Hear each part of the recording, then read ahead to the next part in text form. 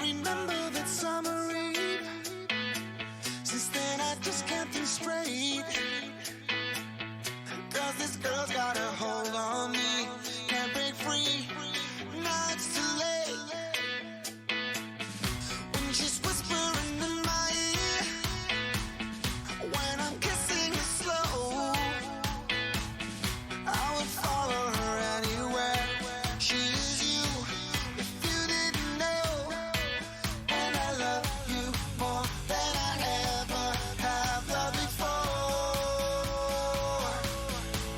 I ain't gonna lie, when I look deep into your eyes, I go and find it comes alive tonight. Alright until the morning, like the things I do. It's all because of you.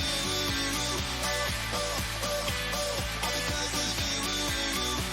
Oh, oh, oh, oh. Everything I do. Oh, oh, oh, oh. All because of you. Oh, I remember my lonely days, and no one there by my side. But true love was so far away till the day. Yeah, good evening, friends. Welcome back. January 2nd, Roleplaying Unlimited's second stream of the year. I jokingly said last night, 1 down, 149 to go. I think that might actually be close to on par for what we are hoping to expect for Roleplaying Unlimited here in 2024. Happy New Year to you all that we didn't catch last night. Double Happy New Year to those of you who we did. I, of course, am your host, Tragically HP, coming to you live from the 100th Meridian, where the Great Plains begin, aka DM Punk, reminding you that even in the darkest of days, this fire burns. Always. It's not a big fire, but I mean, it's just a little spark to keep things going. Sometimes that's all you need. Now let's get into our game here. and see just what we have in store for tonight. See what's going on in the Coalescence voice chat. 3 are in there. We're still waiting for 3 to join in. I guess they didn't want to get shouted awake. They're wise to me. Maybe I can trick them to jumping in before I do if I say I'm jumping in 3, a 2. I mean, no offense, a 1. Damn. All right, let's do it. Yup. Good evening, friends. Hello, hello.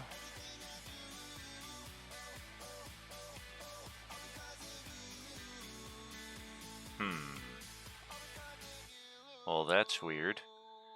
I'm not getting any volume whatsoever from Discord. And that's not what you want. So, I suppose I'll be disconnecting and jumping back in. This is a first. Take 2. Nope, I can see they're talking. I'm not getting anything. Alrighty. What the fuck is going on here? Why'd you do this to me?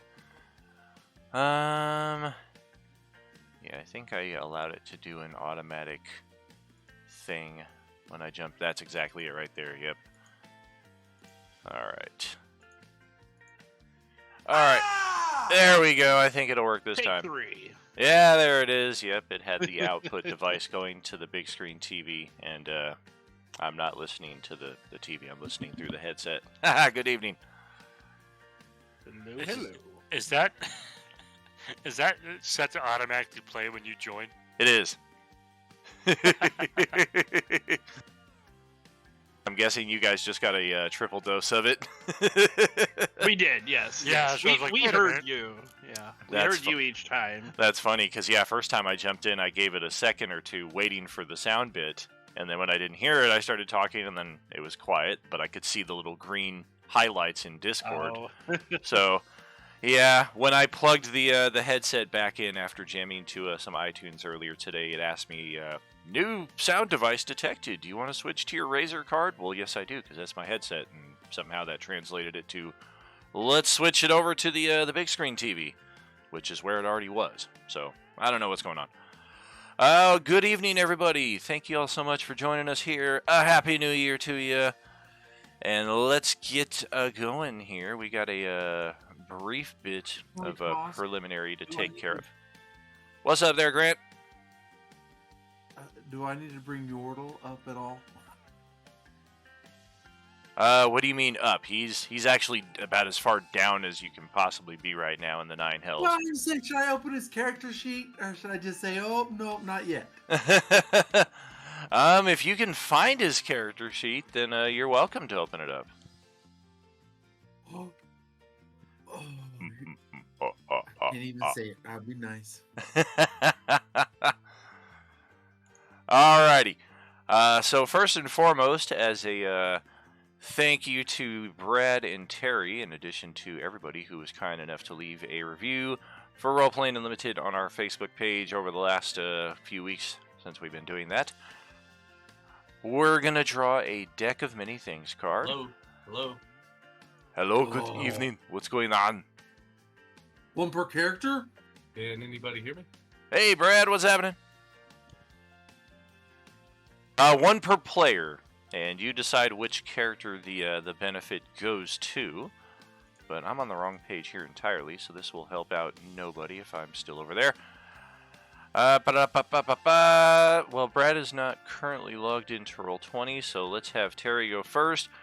We have discovered that the cards do not work as they used to, so rather than dealing one to you and waiting for the suspense of you revealing it to all of us, we're just going to cut out the middle Terry here and drag it right to the tabletop here and see just what you've been gifted. Oh, the gem! Well, that's handy. I got that already. Somebody can have it. Yeah, we've had, I think, 3 people get this one so far. Well, this is for Brad and Terry, not everyone, right? This is for Terry. Yeah, okay. Yeah, this is their Ooh. thing.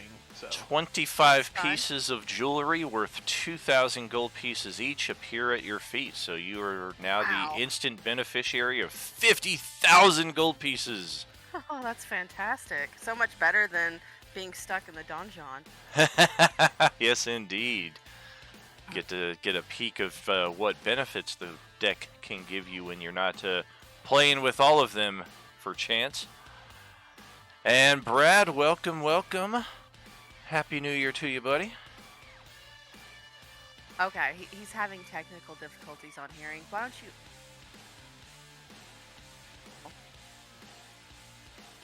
All good there. Hopefully while that gets sorted out, we can draw the card at least here and see what we're dealing with. Oh dear goodness, the fates. No fate but what we make.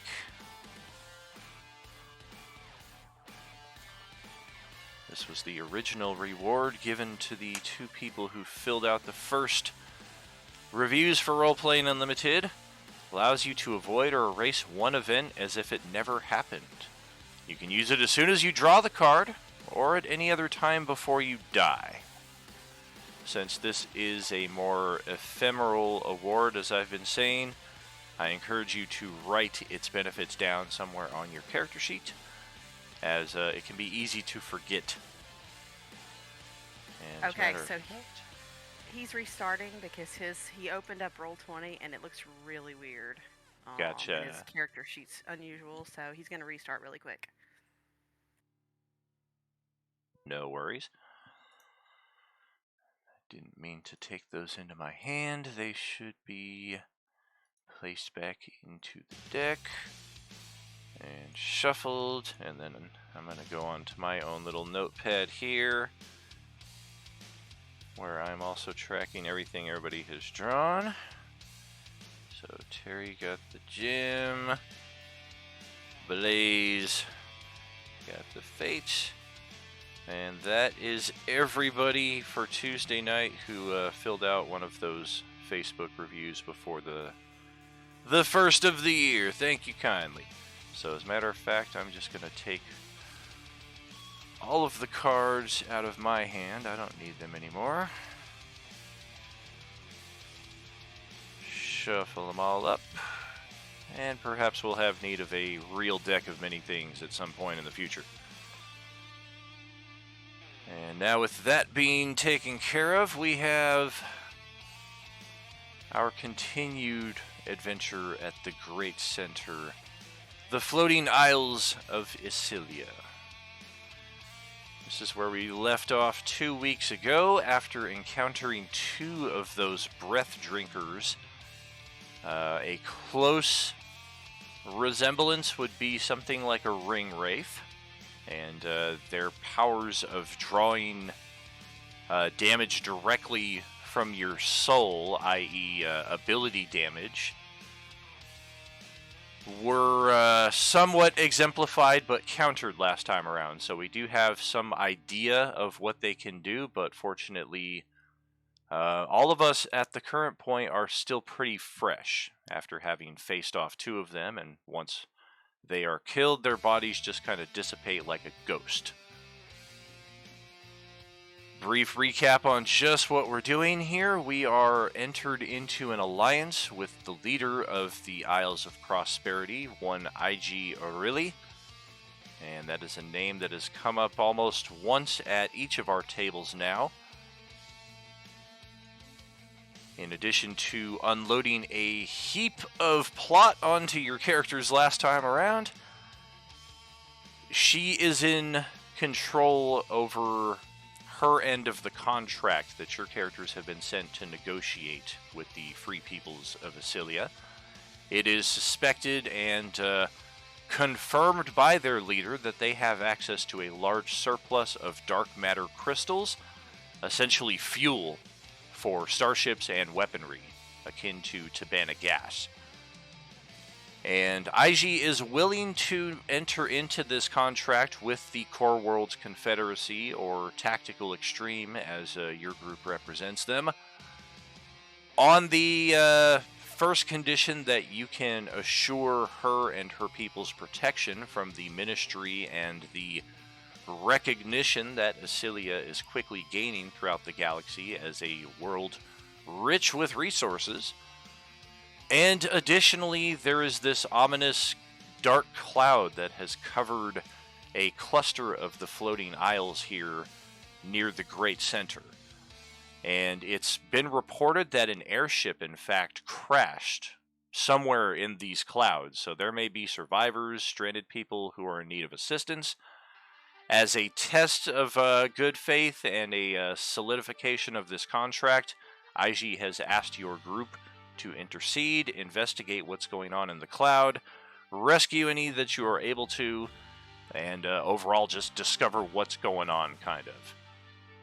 And that's where we are currently at. Go ahead, take it away, friends. Quick question. With Evil Dawn going to Friday, can we reclaim the staff that his cleric was holding? The white necromancer staff, so that we have Revivify? That's okay. Okay, cool. I'll go ahead and add that back to my inventory. It's not I can't attune to it because I'm maxed, but I'll just have it and we'll be able to use it if necessary out of battle. Right. Typically, characters will take their gear with them just in the event that they are further called upon again, but I think that was something that was literally just passed over in the last session, so... It was, yeah. Yeah, it was like, oh, here you go, Easy you're going to be with switchback. us. Yep. Right, Alright, and the cool. character only Yeah, just came into the group as Dawn. I asked him to create a different character so he wasn't moving Twinkleberry back and forth as often. Mm-hmm.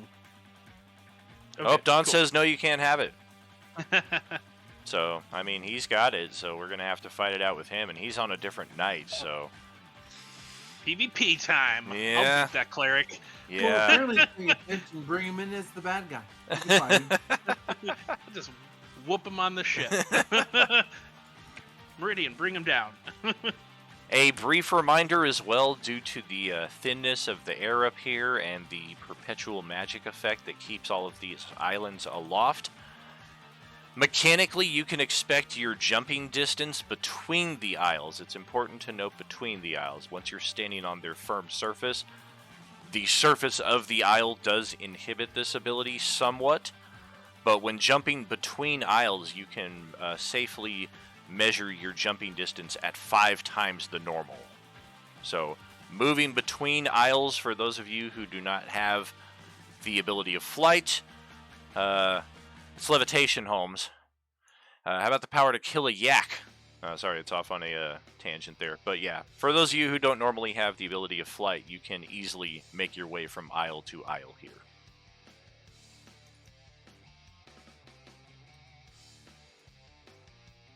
And with that in mind, some of us can see that the nearest one is over in this direction. Another small one right over here. If you're peering into this haze and your first thing is I can't see a damn thing, then I did my job right. It's definitely difficult to see. That's just a reminder that I do have that up. Yes, I was, I meant to ask about that because I knew you had a means of seeing them the first time around. 60 foot. Got it. What in the Well, world? it's 120 feet because you have dark vision normally, right? Well, he's talking about the blind sight. Oh, Right. okay, yeah, yep, sorry.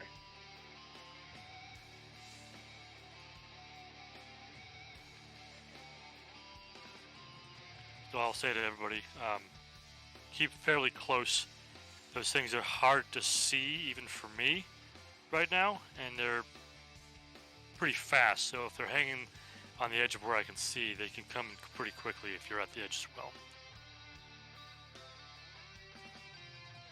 Yeah, I only hit them because you described where they were, and it was a large area, so thankfully there wasn't more than them. So you're saying move into the slightly illuminated circle? That's the effect that's Aramis's paladin aura, but staying near Tariq is going to be important, yes. Oh yeah, if you can do both at the same time, that would be ideal. And just want to check, is Freddy on audio with us? I haven't heard you yet today, buddy. Yep, I think I'm here. Sweet! Yep. Happy New Year to Yeah. you. Hello, hello. Happy New Year, guys. Alright. And gals. Theron redeemed his 100,000 Beskar bucks the other day for his character's unique power. You want to give us a peek at that? Yeah, so I'm sure for Justin, he's going to be like, what the fuck, dude? But everybody else will be like, whoa, cool! that's how it went. So I have an ability as a reaction. Monks don't have a lot of reaction, which is odd because we're fast. I can absorb damage that I'm taking, and I get a roll per level 1d4 for every level I am a monk, and absorb that damage so I don't take the damage. And if there's extra, I could punch it back. So if somebody's hitting with fire damage for 30 and I roll 40, I can absorb it, and my next hit will have an extra plus 10 fire damage be added to it. What's the name of the power?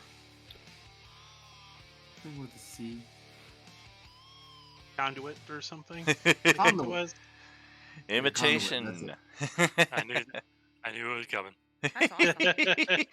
Yep, I was thinking of it. I was like, well, what's it going to be? It's got to be called Conduit. There it is. Right there. The Conduit character. In the notes for everybody that's interested, it's right there. You are incorrect slightly, but in a way that greatly benefits you in your understanding of the power as I've typed it. Whatever you roll on the 15 die 4 is the amount of damage that you resist. But that rolled number remains in effect. So let's say, for your example, that you roll 40 on the 15 die 4, and you absorb 30, the 40 points that you rolled is still in full play for you to use on your offensive side of the turn for you to distribute however you see fit. It's not a difference between the two kind of thing. Oh, so I could take the damage or not? Well, it's both. You can, once you bring up the shield, you absorb the damage, and that's what powers your next round of attacks. So it's a both kind of thing. You get the benefits of the defensive side and the offensive side. Oh, well, that's definitely way better. Oh yeah. The only caveat with the offensive side is mentioned there at the end. If no attacks land and you still have the energy stored, it just dissipates harmlessly. So it's kind of a very quick store. And because it's so many die 4s, that's why it dissipates so quickly. So ideally, you absorb it before your turn and then get in there and channel it right back out and then repeat for next time around. Yeah, and that's the best thing about a monk. I don't do a lot of damage, but I hit like 18 times. So. All right, so with that out of the way, what's our play? Is that like once per rest or something? Every reaction. Be quiet. I did mean to set a limit on that, but for the time being, we'll just play it as it is and see where we go. a lot of things are using proficiency bonus. That was what I was thinking of, yeah. That's If you still wanna do 5 that- times. So If you do that, that makes sense. Yeah, 5 prof, times I could do it. That's a lot. right, prof bonus per long rest, and it'll eventually go up to 6 is the max prof bonus. So yeah, I'll just add that in, or if you want to type it in as well, but yeah, that'll be what we go with. directionally, I see something. I see another island to the north and the northeast, or northwest. A big one to the northeast. But Yeah, Beyond I'm that, gonna, it's hard I'm to gonna see. get on my broom just so I don't have to like jump around and jump into an enemy that I didn't see before, and I'll kind of guide you from my broom. Is there turbulent winds here, or just really foggy? It's just really foggy. If anything, it's very still. I'll hop on my broom and kind of stay near him. All right. 1 second there.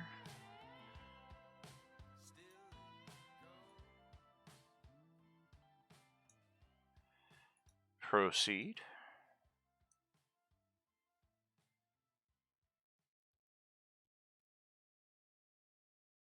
We should all continue this way.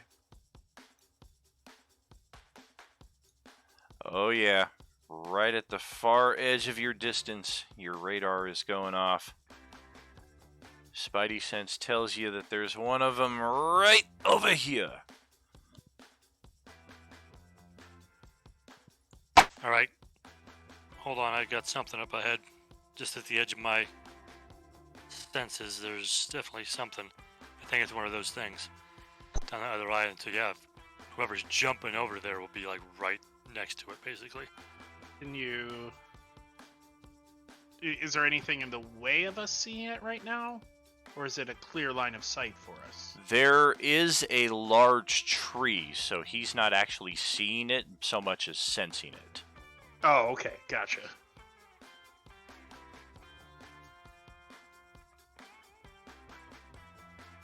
Did it appear that those creatures were hovering or flying? when we saw Flying. them? Okay, they were truly flying around and not just floating above the ground. Correct. Okay. I can try to draw it out. I can attack it from here. You're speaking of doing a ranged spell, I assume? Yeah. If you would do that, I could follow mine up in the same direction, even though I can't see it. It would still potentially have a chance to hit. Yeah, let me, I'll blast it and see what happens. It definitely Follows. seems engaged with something else over there, or possibly aware of your presence, having stopped on the edge of the aisle that you're on, as it has moved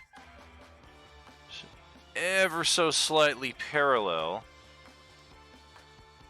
to the edge of the tree here, to where any of you who would be able to see invisibility could potentially see it actually standing out here in the open.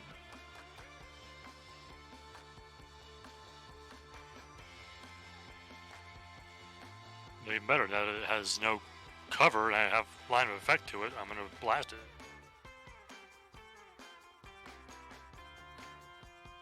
I'll follow wherever he's attacking as well with a lightning bolt myself. Cantrip style.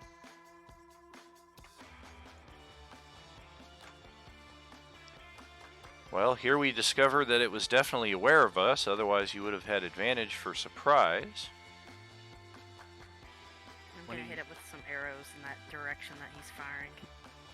Hold off on that real quick, as once the first attack is launched, that's going to actually initialize our initiative.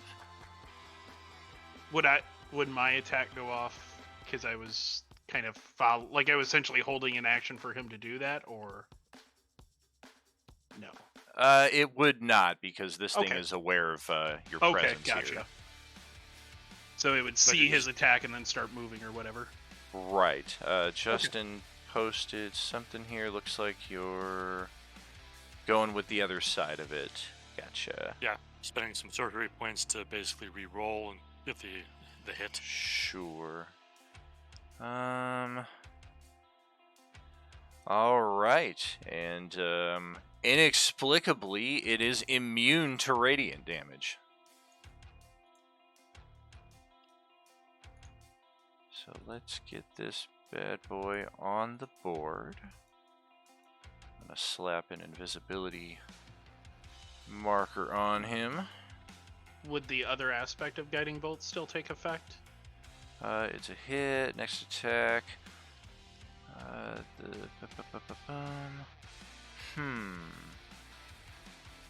So it's kind of like a limited fairy fire in a way. Right. That's exactly what I was thinking. Right. Yeah. I don't see how immunity to the damage would impose immunity to the tertiary. So in that case, I would say, yeah, let me throw a little yellow light there on him as well, just as indication of that. However, because he is invisible, there is that offset. Offsetting each other. Okay. Right. But at least now, I was kind of like using that so that people could say, there he is. Yeah, Kinda thing. yeah. Okay, so I neglected to reset our API sandbox, so our group initiative is still broken. I just want to check something real No, it's quick okay. here. I can roll for myself. Oh, for sure. Everybody's going to roll their own initiative. You can go ahead and jump on that. I just want to check Brad's sheet here real quick. It failed me. See if it... Yeah, nice. I was rolling in the Set up 20s every other perfectly. time. Yeah, I remember Brad had the advantage on initiative, so I wanted to make sure that was being accounted for. Okay, Breath a Drinker is going to roll. Oh boy! Oh my.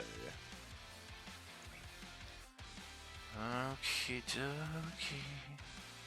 1, 2, 3, 4, 5, 6. Who are we First roll missing? from last night. Did somebody not select their token, or are we still waiting on somebody to roll? Darren Oh, gotcha. Cool. Mr. 92 on his initiative. Yeah.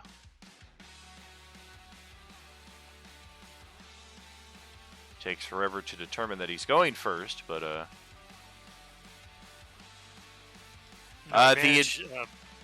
go ahead, J-Man. I had to explain it to him. An advantage means you roll twice, and we've got that set up so that you rolled twice and took the better result.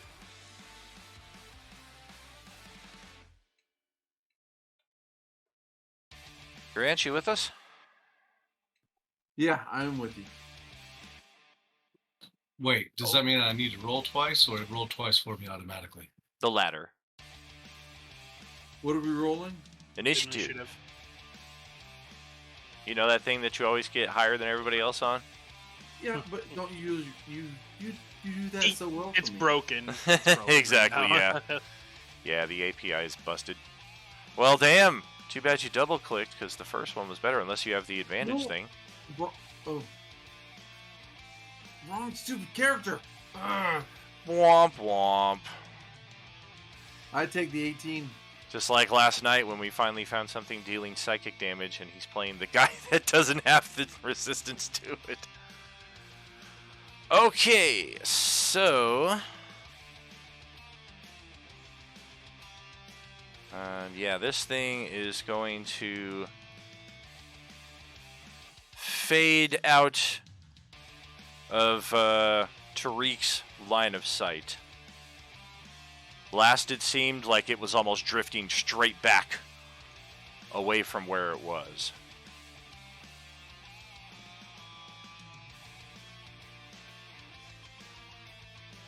Oh, it should still have that little bit of a guiding bolt aura to it. Yeah.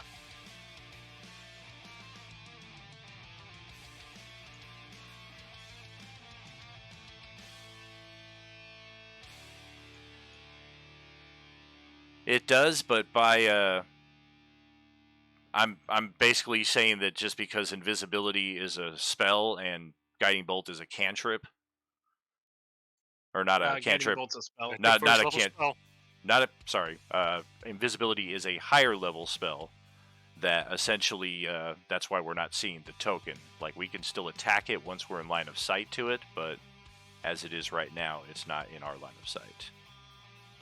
Gotcha, because of the weird vision disadvantages right now. Correct, because it's heavily obscured.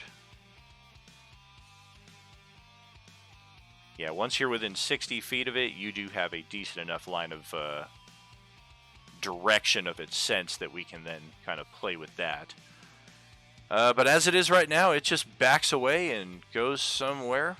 Go ahead there, Grant, and then, yeah, we'll see what's next. I will just move towards it. Then I can't see anything as I go forward. Yep, you gotta You're jump. over air. You gotta jump over to the other aisle over here, Currently, you're just kind of suspended in midair. What other island? He has You have to those. zoom in. It's really foggy. He has winged boots, doesn't he? Oh yeah, Yeah. he can He's jump. I got mean, activated. even if whatever means of propulsion we need, and all of us have the means to affect it.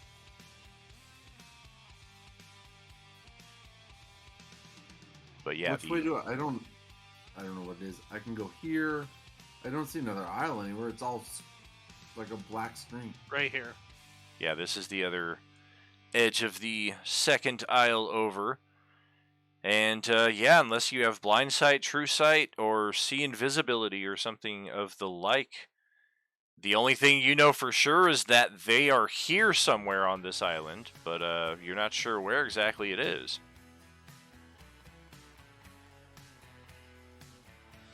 Then I will hold my turn to see what happens. All right. And I'm going to step of shadows over there, so I'm invisible. All right. There is a tree blocking your line of sight here to the other side, and presumably vice versa. The path to go around are the areas I'm pinging here.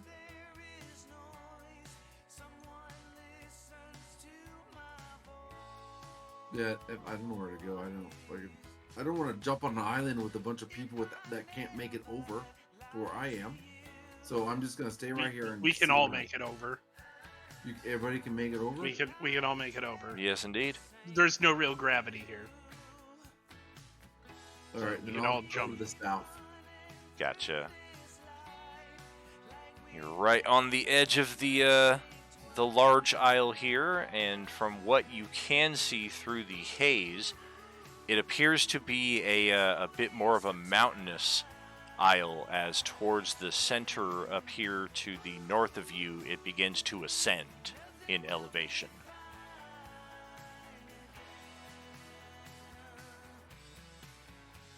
And I got so much movement left. I should go up towards that.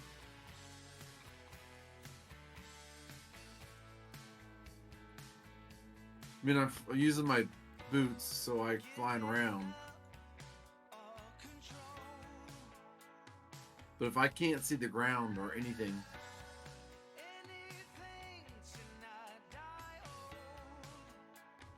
I'm just gonna stop right here.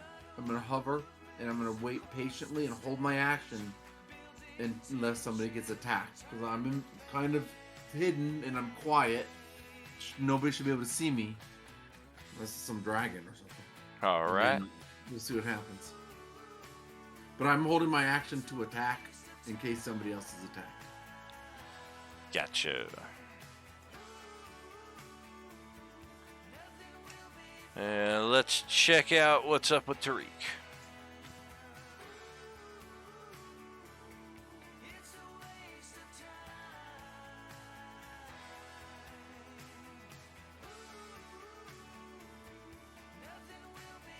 I will use the broom to fly to there, since he already ran up, and I'm like, oh, he's going to need backup.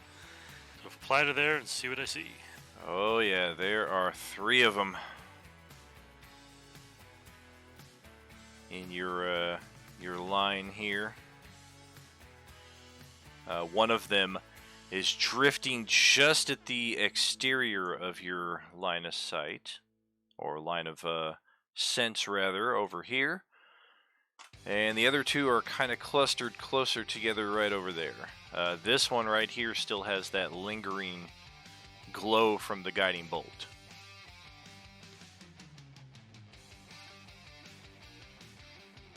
Okay.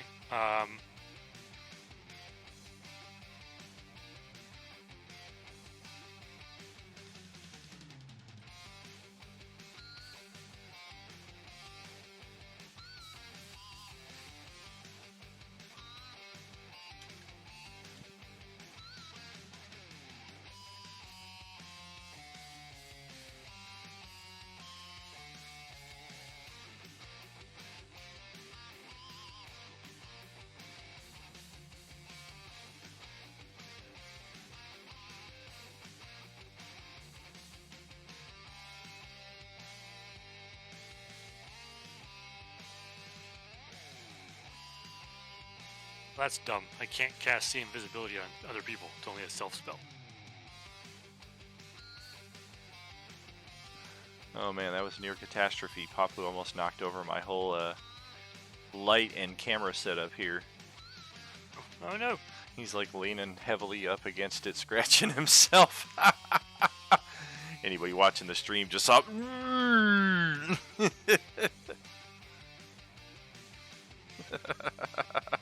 Oh, like turning their heads like,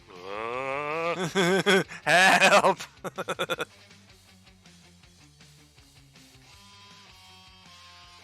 Okay, so since I see 3 of them, and one of them is the guiding bolt guy, I'm gonna just kind of call out to my companions, like, watch where I attack, because I'm gonna use the Eldritch Blast, and I can do 3 bolts with that at this level, so I can hit each one of them. All right. So yeah, it looks like I pull 3 daggers of force out of my shirt and I toss them. Where are those blasts going? Can you ping on the map?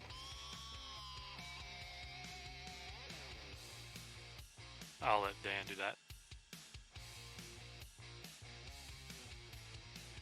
Go ahead, post it up. Well, yeah, I'm just curious if because I have 120 range, so I'm curious I'll see them.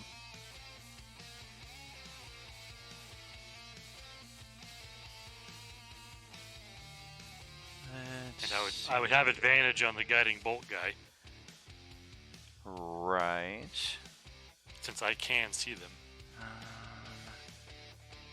That, yes, no. Okay.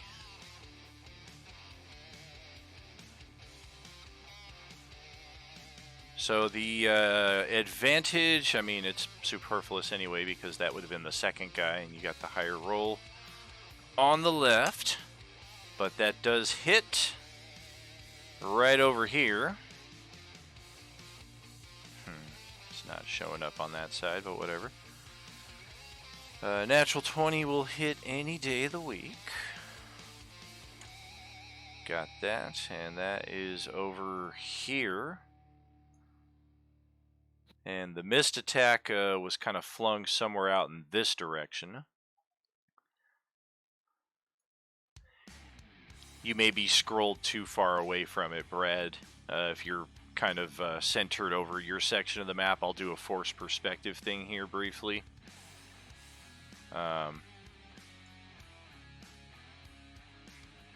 Here we go. I see what the problem was. That's just at the outer limits of my range of sight right now.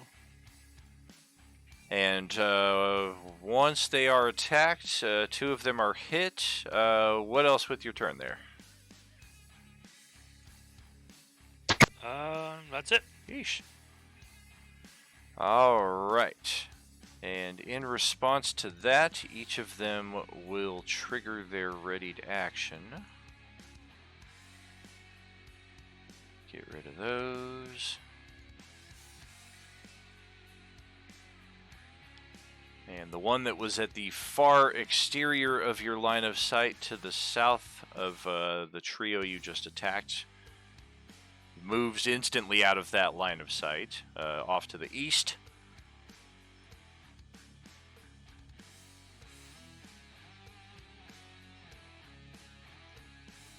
Just measure that. Yep. Nope. The other 2 also spread out, but they remain within your blind sight. One of them... Oops, did not mean to do that. There we go. Is kind of moved a little bit closer, but still keeping a bit of a range. And the other one moved a bit farther back, but is still just at the tail end of your 60 feet.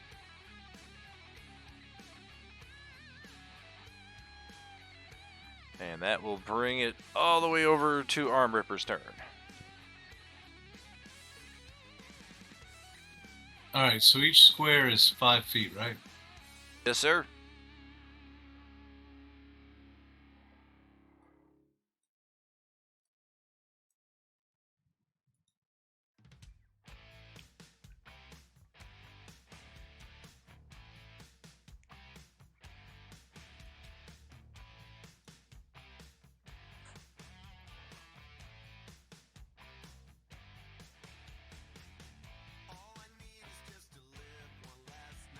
This right here is the far exterior of the next aisle over.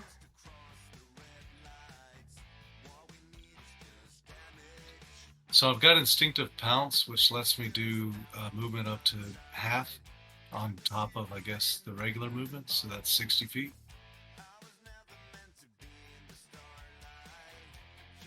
Because I can move 40. Gotcha. Or am I wrong? The math adds up to me. If Is I that- use... Is that a bonus action, or is that your just something you do as part of your movement?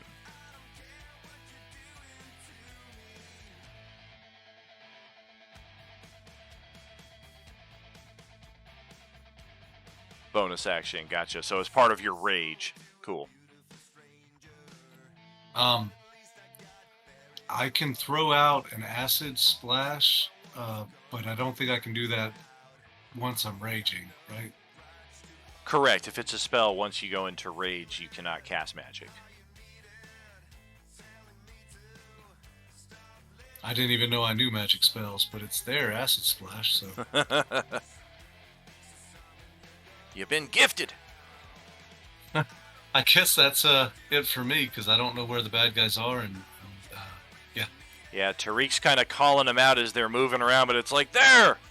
There! It's like frickin' Richter in Total Recall when Arnold puts the tracker inside the Snickers bar, and it's just moving all over. There! There! Good analogy. To the potty, Richter. Oh, I guess that's my move. all right. So This is the real Quaid. he's got a hologram. Over to Aramis. Okay, so I'm gonna move and jump because I have no means of flight. All right.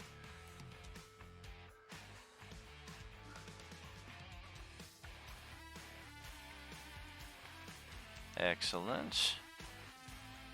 Right on the And- back side of that big tree there. I'm guessing I will dash to move a little bit more.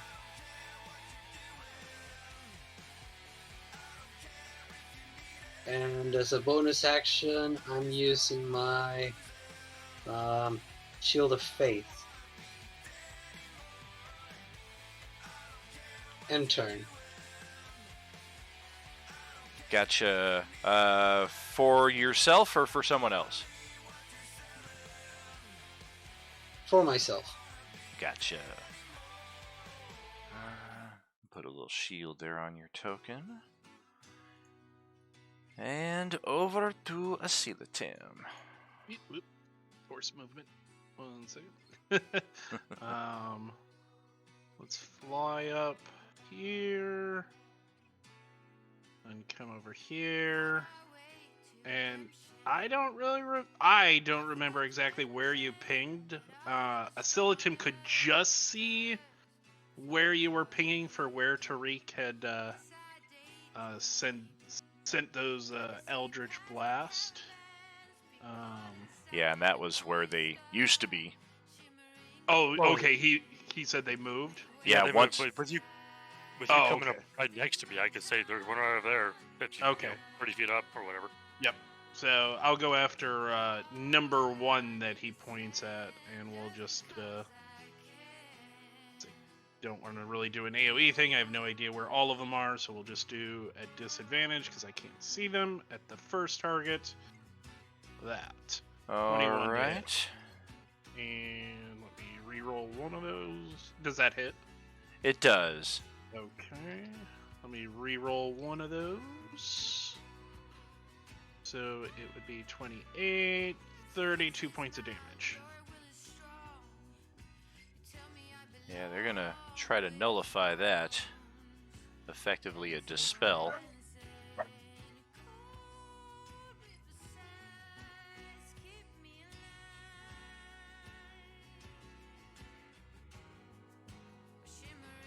Bummer. Does it have to make a... Oh, no, because it's not a high level. So, all right. Correct.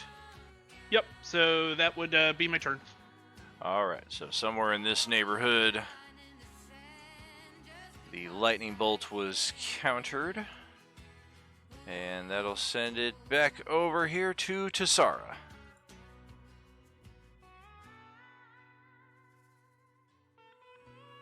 Alright, I'm gonna move my 35 feet, which I think is about here.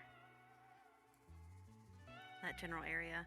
Okay. And then I'm gonna hit him with a couple of arrows in this general area where he was aiming at earlier. Sure.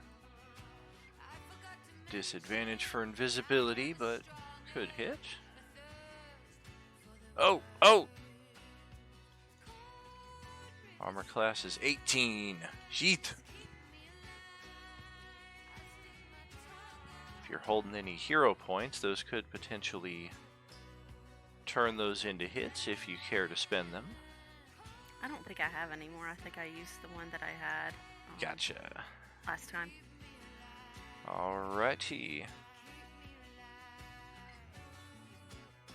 If that is it, then... Yeah, that's it for me.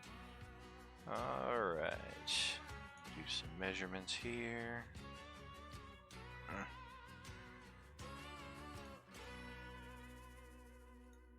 How high up is Tariq? Oh, I'm just barely off the ground. Yeah. Gotcha. I was matching his height to make aiming easier, so whatever he's at is what I'm at. Alright, so once I these see two that. deliver their attacks, hit or miss, they're going to reveal their positioning. They both swoop up on Tariq. I'll be like, here I come! Oh god! Check out your visual scanning. Here they come.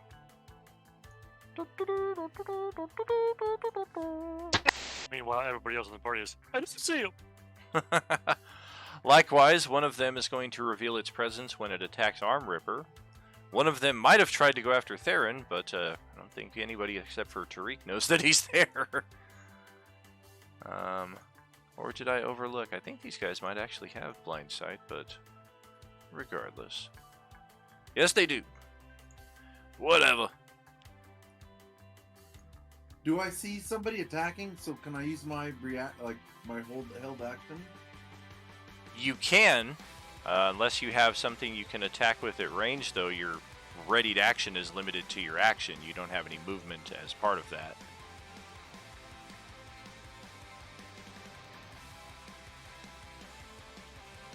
Okay, so 4 of these are coming at Tariq.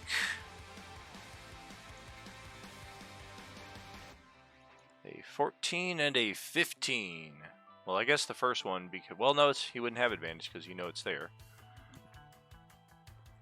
Likewise from the second dude, a 23 and a 21. Negative. I got me some new toys. I got a 25 armor class. Alrighty. Good God.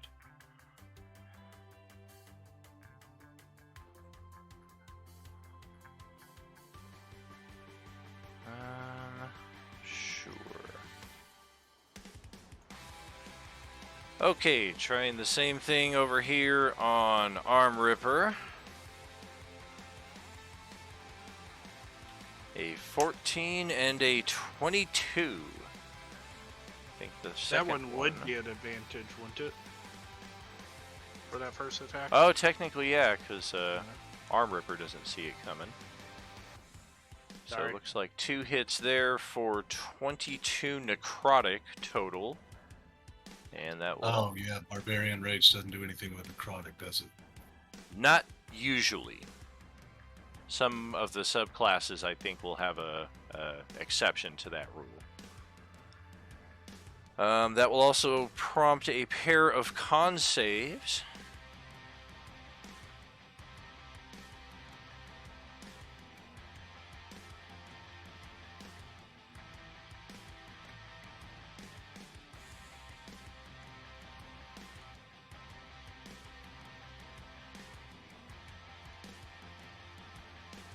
good on both of those, so nothing happening there. You are grappled with the thing, however. Unless you choose to spend your action later on to break free of it, so it has effectively ground you to this location until one of you breaks free or is dead. So the con saves didn't do anything about the 36 points of damage? It should only be 22 points of damage. But the con saves ensured that that damage does not reduce your hit point maximum by that amount. So you still take the damage, but you're able to heal that damage. Failing the con save would mean you can't heal the damage. Okay. Yeah, I thought it was 22 with one hit and 14 with the other. Oh, gotcha. Yeah, 12 necrotic damage and 10 necrotic damage. 22 total. Otherwise, good to go on that. And, yeah, they do reveal their presence nearby Theron, but unless you have an attack readied to hit them at range, the readied action will go unused. Also kind I of have a dart, but that's fine. then also kind of a moot point as your turn is up immediately thereafter, so now you have your full allotment of actions available.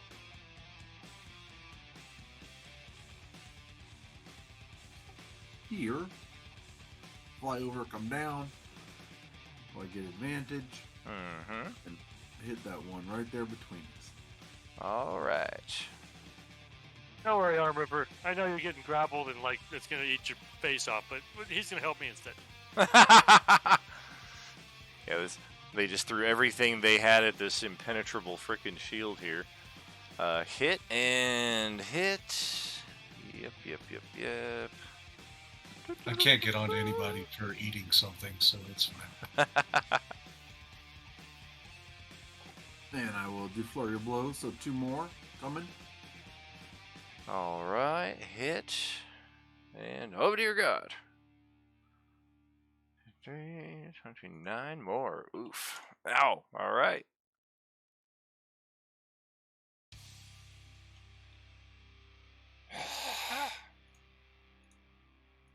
And that's all I got. Okie dokie. So over to Tariq. And these things are aberrations, correct? I believe so. Let me double check. It really just matters if it's an undead or a fiend for me. Correct. It's an aberration. Okay, so I'll make sure I don't click that part. So I'm gonna attack the guy in front of me. I'm gonna use green flame blade, which means the guy next to him will take a little bit of damage as well.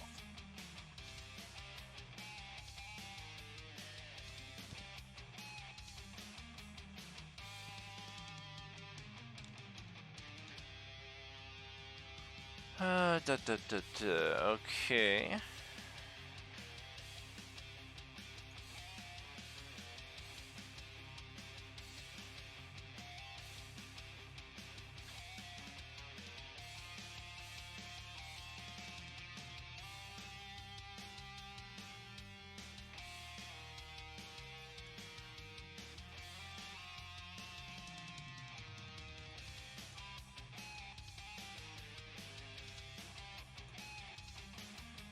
Woo!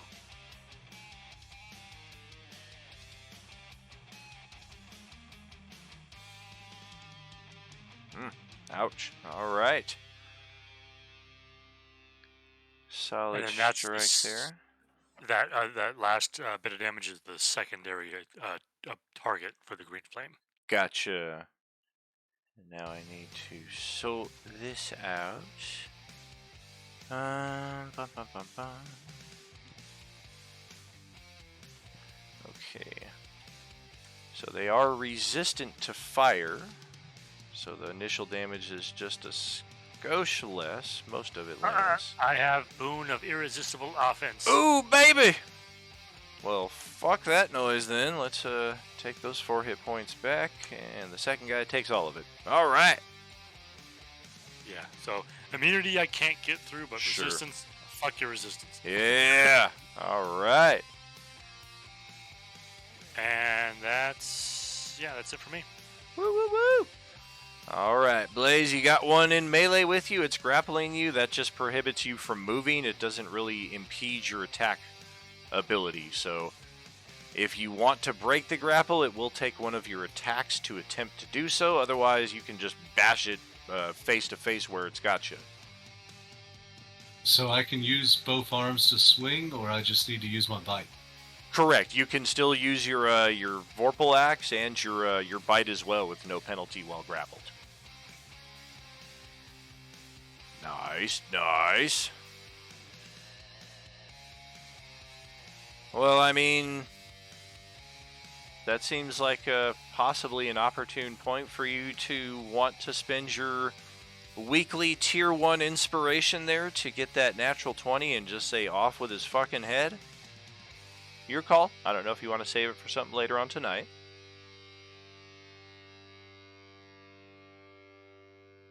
You're asking me if I want to wait to eat ahead? Yeah, first attack is exactly a hit, armor class 18. Second one would likewise hit, but spending your inspiration will sever this thing's head, and because it is a ghostly apparition, its body just fades to nothing. Let me just see which one of them. Yeah, that one is not linked to our initiative, so that will effectively end the grapple on your character.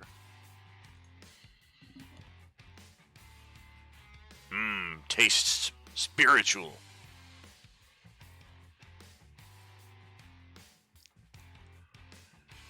And any movement or the like after that.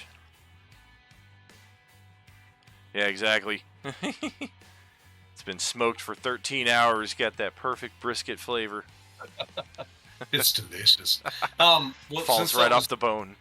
2 attacks and a bonus. I didn't think I had any movement, but if I do, then yeah, I'll move up closer. Oh yeah, you still have your movement. You didn't while you were grappled, but since you killed the thing, that does open up your movement as an option. Very cool. And just a reminder on this field here, as we continue northeast, it does continue to ascend to a plateau, kind of marking off the boundaries. Right here with the ping, if you zoom in close enough, you can kind of see the rock facing on the exterior, indicating the difference in elevation. At the highest, it goes up to 20 feet higher than the ground on the other side. And just for our own clarification here, let's get... Oh, come on. Polygon, gimme.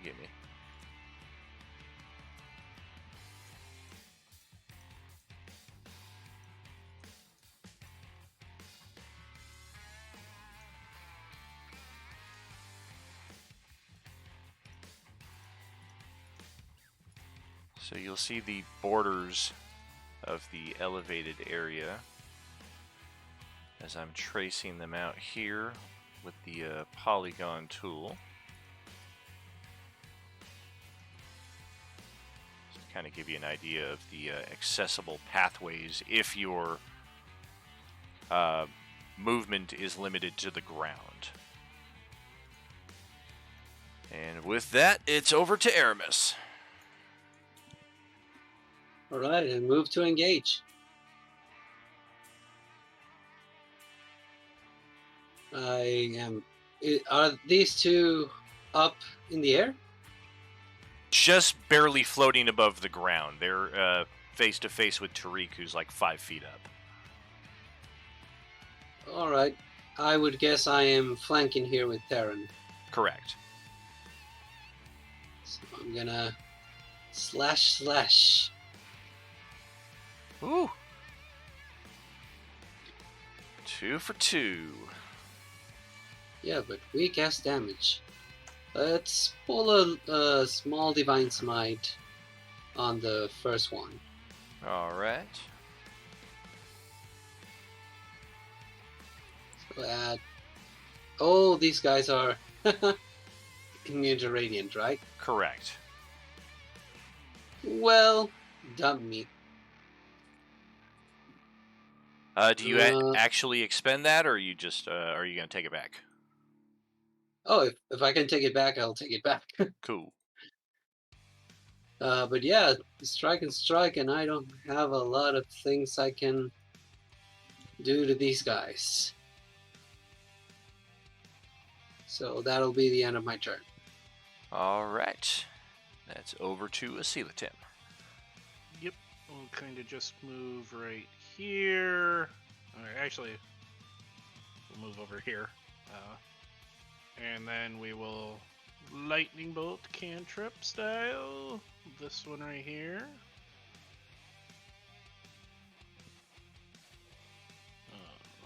Dirty 20 to hit.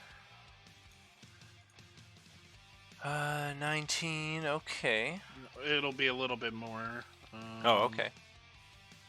If you don't cancel it, it would be 18 and 27. Oof. Yeah, I think this one here will burn its nullify. Okie dokie. To trap that, that'll get rid of that for that, and that for that. And that would be my turn. Alright, so over to Tisara. So I have a potion of, I think, superior healing. Let me check. Oh. Are you missing hit points?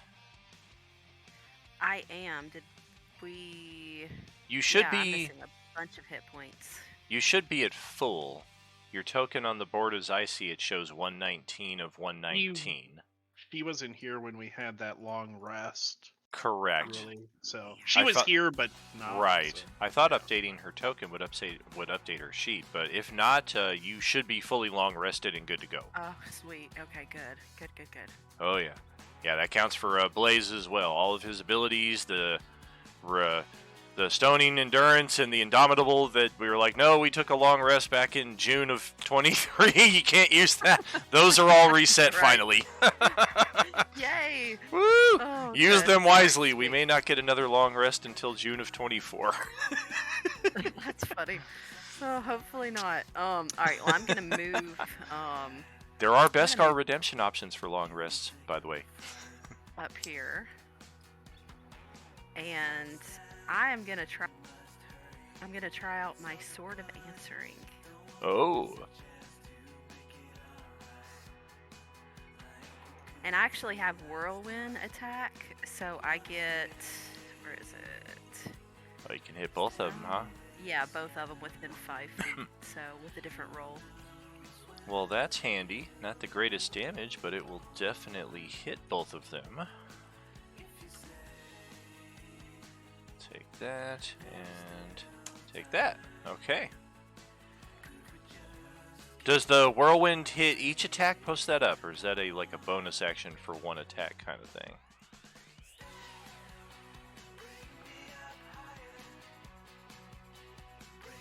You can also do that with.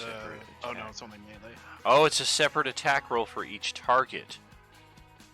Okay, so we're gonna count both of those attacks as the first wave, and the first guy over here should actually take a few more points of damage.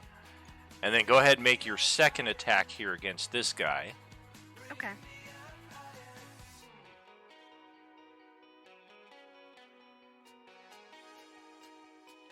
Excellent. And then the second half of that second attack on the dude next to him. Nice! 4 for 4. I just needed to use that sword. Fucking A. Yeah, that came in handy. Freak's like looking over at her like, thought you were an archer. The sort of Cass and the sort of answering are kind of like eyeballing each other like fucking Peter Griffin and the giant chicken. That's hilarious. Big whoop, want to fight about it? And then that's it for me. Alright, Breath Drinkers. We've got some resettable counter spells potentially. Nope, and yes! Alright, so this dude here who just burned his gets back. This dude is still missing its nullify.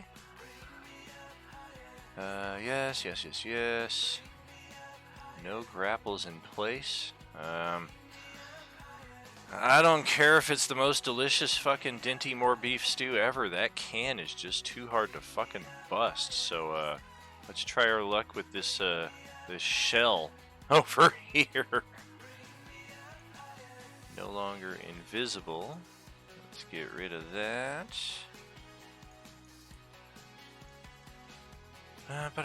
Don't you ignore me. Hey! You gotta, like, give us a fucking pull tab or something, dude. Like, this is ridiculous. We got good can openers, too, and this shit just doesn't... It ain't working for us.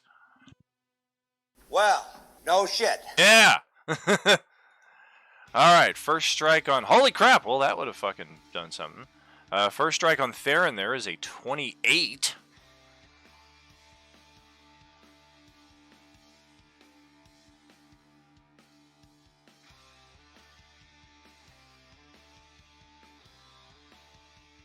I'm sorry, which one is attacking? Theron, our turtle. No, which of the two creatures? The breath drinkers? The one currently flanked between Tariq and Theron. Oh, okay.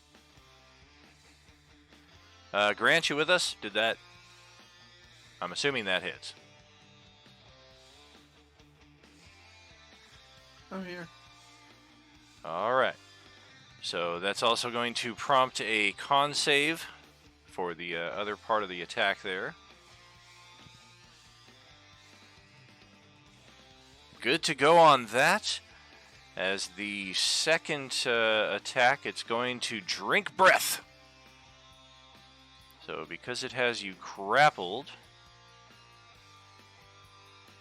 that's going to prompt a charisma saving throw from Theron.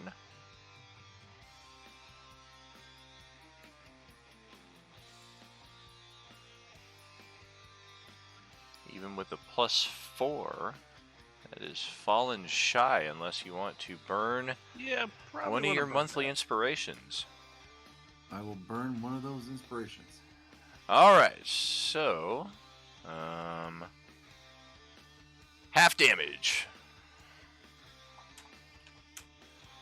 So 15 necrotic on top of the 9 that it dealt out with the enervating claw.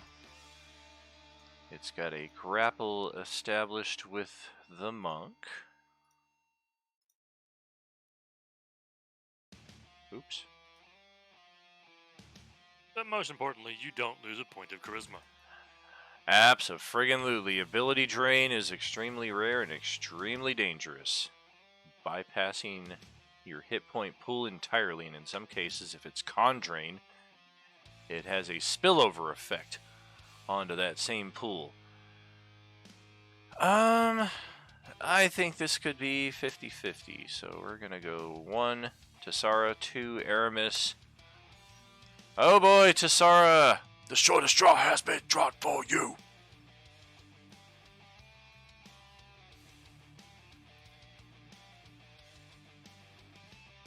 She's like, I already drew the fucking Donjon card. How many short straws are there in this? Awesome. Oh, But, dear God! Yeah. I'll prevent that. It soaks the damage, right? Yeah. Gotcha. So that's Okay. I so have a like it doesn't question. even hit. So, well, okay. So it So hits, like sort of the answering. the grapple is still in effect, but the damage does not take effect, and there's no need to roll a con save because you didn't take any hit point damage. 1 second So would I get a here. reaction hit back from my because of my sort of answering, or no, because he like blocked it? Is that what that does? It probably depends on the wording. Go ahead, post that up, but first and foremost, the Sentinel has also been triggered. Reaction for a strike. Unfortunately, the AC is an 18. So we're just a few points shy on that riposte. And then projected ward. Okay, that's what you used to stymie the damage part of the natural 20. Go ahead, post the Sword of Answering thing right there. Is there a place like that has it? Because I just like looked it up and it said that. Oh, gotcha. It would probably be like a search in the compendium and then like copying that specific bit then. I'll just look it up here while we're on the topic. In addition, while you hold the sword, you can use your reaction to make one melee attack with it against any creature in your reach that deals damage to you. So because it didn't deal damage. It didn't deal damage. Okay, cool. Yeah, usually would be if it hits. Any damage dealt with this special ability ignores any damage, immunity, or resistance the target has. So that's a very important bit. Depending on how familiar you are, and you know what? Fuck the second half of that sentence. Give me just a second here while I update your character sheet. I feel like that ability should just post anytime you make a swing with the sword. I'm just excited to finally use the sword. Heck yeah. And that ability to ignore the resistances and immunities with that attack is pretty sweet. There we go. That's what it should look like anytime you make the swing. Oh, nice. Bitchin'. Thank you. So yeah, all of that goes in with the sword. It's a bit of a manual workaround, but it looks nice in the presentation. It does. I think. Thank you. Yeah, of course. Okay, so the riposte did not work. The Sword of Answering will not play because of that. It does have you grappled, though, so it is going to try its Drink Breath on you. And that's going to prompt a Charisma saving throw.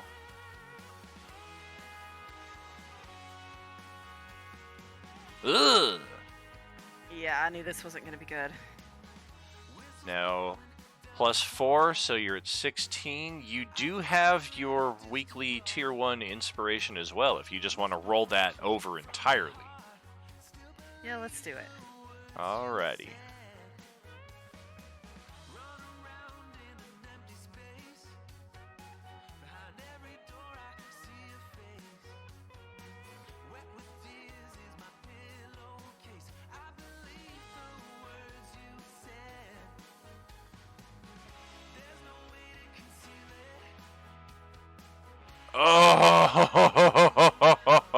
Oh, I had my thumb over this waiting to just sit middle finger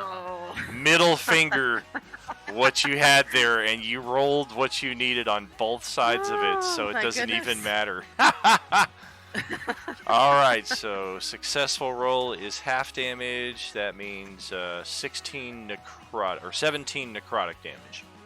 Okay, cool. But no charisma drain or any of those other effects that the breath drinker might otherwise lay. That's both of them, so over to Theron's turn. Alright, I'm going to go ahead and hit the guy in front of me again. Hit that guy. Would she be able to use her reaction to swing because of that? Because it just says damage, not attack. While you hold, it deals damage to you. Yeah, that would certainly apply. Woohoo, alright. Can I go ahead and do that really quick? Yeah. I'm going to go ahead and start tacking off Grant's damage here while that's in progress. And the one that hit you was this dude here, so strike and a bit of damage. Flurry of blows from me. Flurry, gotcha. Alright, another strike and another strike. Good God, ow. Well, that one is just about done for. Yo, Chaotic, what's happening? Are you with us? Any movement after that, Grant? Nope, I'm going to stay right. Or no, you're grappled. You can't move anyway. Tariq, your turn. Wait, I have a level of rogue now. So, my fists don't count when I... Never mind. I don't know what you were going to say, but... Yeah, my fists aren't finesse weapons, so it doesn't matter. Oh, gotcha. Yeah, you Well, got that's those weird big. because you use dexterity or Yeah, I've had big debates about this, and I don't think they qualify. They are dex driven, so they should be finesse, but everybody says no, they're not. I mean, they're considered monk weapons. Like monks turn weapons into monk weapons, but I don't think fists are considered by default finesse. No, but you do use dex to. Correct, you do. Flavor. Correct. As a DM, I would rule that if you're using dex instead of strength with your fists, you can sneak attack with them if you have sneak attack. Well, that would be up to the DM. Yeah, because I mean you only do it once around anyway. I'm okay with it as a one-off here, with caveat that the players involved do the research and post the findings later on.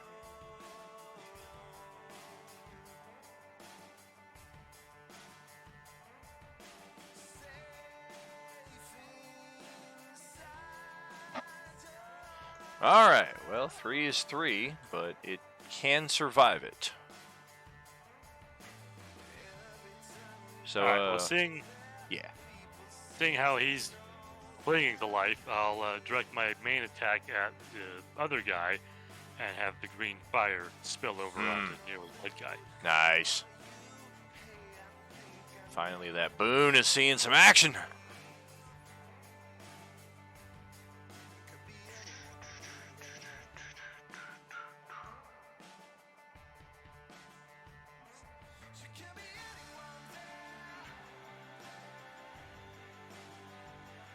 Wow, the amount of times you guys are just hitting these things right on the money is just insane. Ugh! Alright, so this guy takes a lot, and oh, he's linked to the initiative. So I'm just going to take his token away. Alright, but it's dead. You got one. The spillover. That's it. Okie doke. Over to Arm Ripper. Look at this thing, just perfectly positioned to get sandwiched between Arm Ripper and everyone else.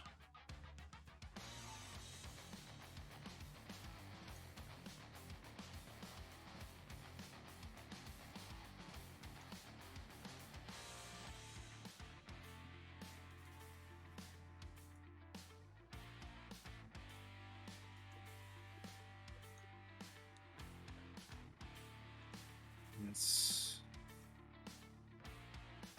over here.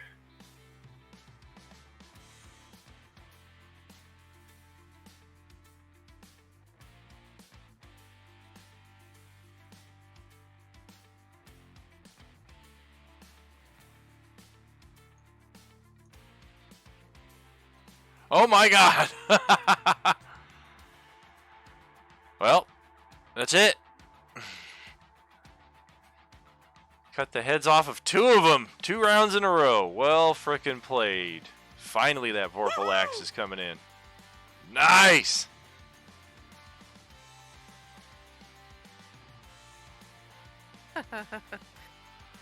Woo! Is that us out of initiative then? Yes, sir. That will drop our initiative. And looks like we've got a bit of a larger island here still to explore, but no blind sight detections of other enemies in the immediate vicinity. Would I be aware of Meridian spell scroll stocks? Like, would he have a significant amount of level 2 spell scrolls for see invisibility? He should have a fair amount of level Okay. 2, like at least, like if I were to roll random, like 3 dice 6. Okay. Seeing as how we're fighting so many invisible creatures, which is making it difficult, I'll go ahead and summon Meridian and purchase 1, 2, 3, 4, just in case he needs it. 5, so what is it? 6. I'll just purchase 10 sea invisibility scrolls. All That's a right. self-only spell. What's that? That's a self spell. Correct. Well, non-casters can roll to do it, right? I don't think so. I think Or you have no. to have it on your spell list. To even read the scroll? Correct. Oh, well, damn. Yeah, I believe as long as Gonna it's work. on your spell list in any shape, way, shape, or form, you're good to go. Otherwise, it's kind of like, what the Gotcha. fuck is this? Ah, my friends, good. Yeah. What the hell is this? Yeah, place never called? mind. All right, never mind. Wrong number. Wrong Oh, number. all right. So Have a good one. let me see what. Let me look at the spell again. Meridian looked really young. Yeah, his revive really revitalized him. That's right, my friends. You think I am handsome? Yes. Look it. You cannot get enough. Let's see. He's like 18. So- He's not Meridian. That's right.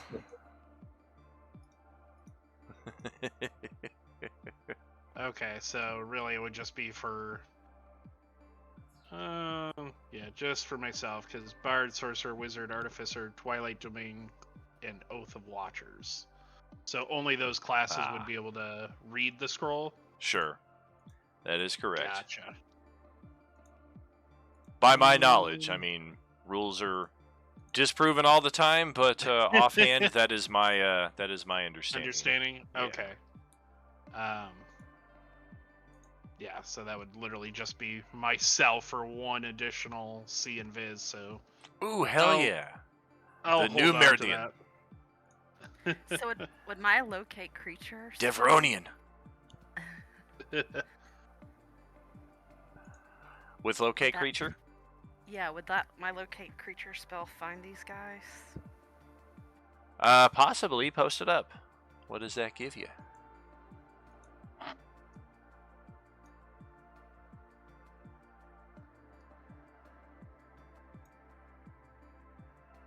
That's just me in cosplay. No, it would be the full-on Mando armor, dude.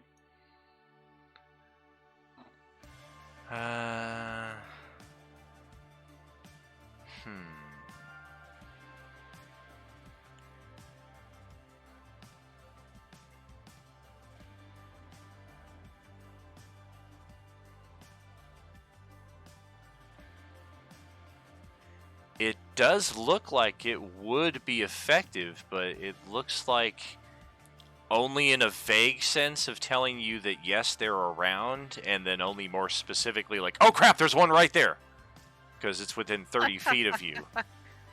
So Justin's blind sight is effectively double what that spell would give us. It wouldn't hurt to have a second set of eyes that are able to see. It's just that by the time you see them, odds are Justin has already seen them. Oh, I think it's saying, and I could be absolutely wrong on this, but I think it's saying as long as I've seen the creature in, like, the past within 30 feet, it's been within 30 feet of me. I think it's saying that, it Oh, could be up yep, to that is 1,000 correct. feet.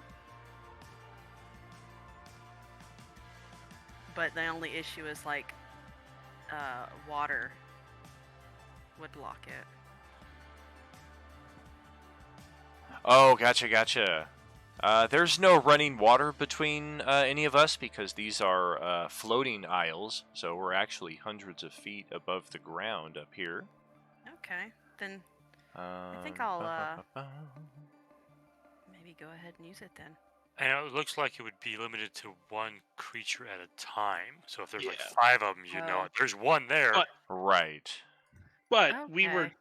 were we told who was on the thing the ship that crashed?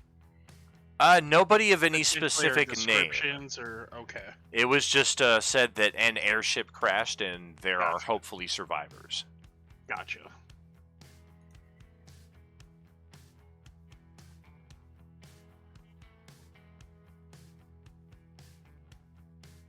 Well, do we want to search this island to see if there's anything else here, or?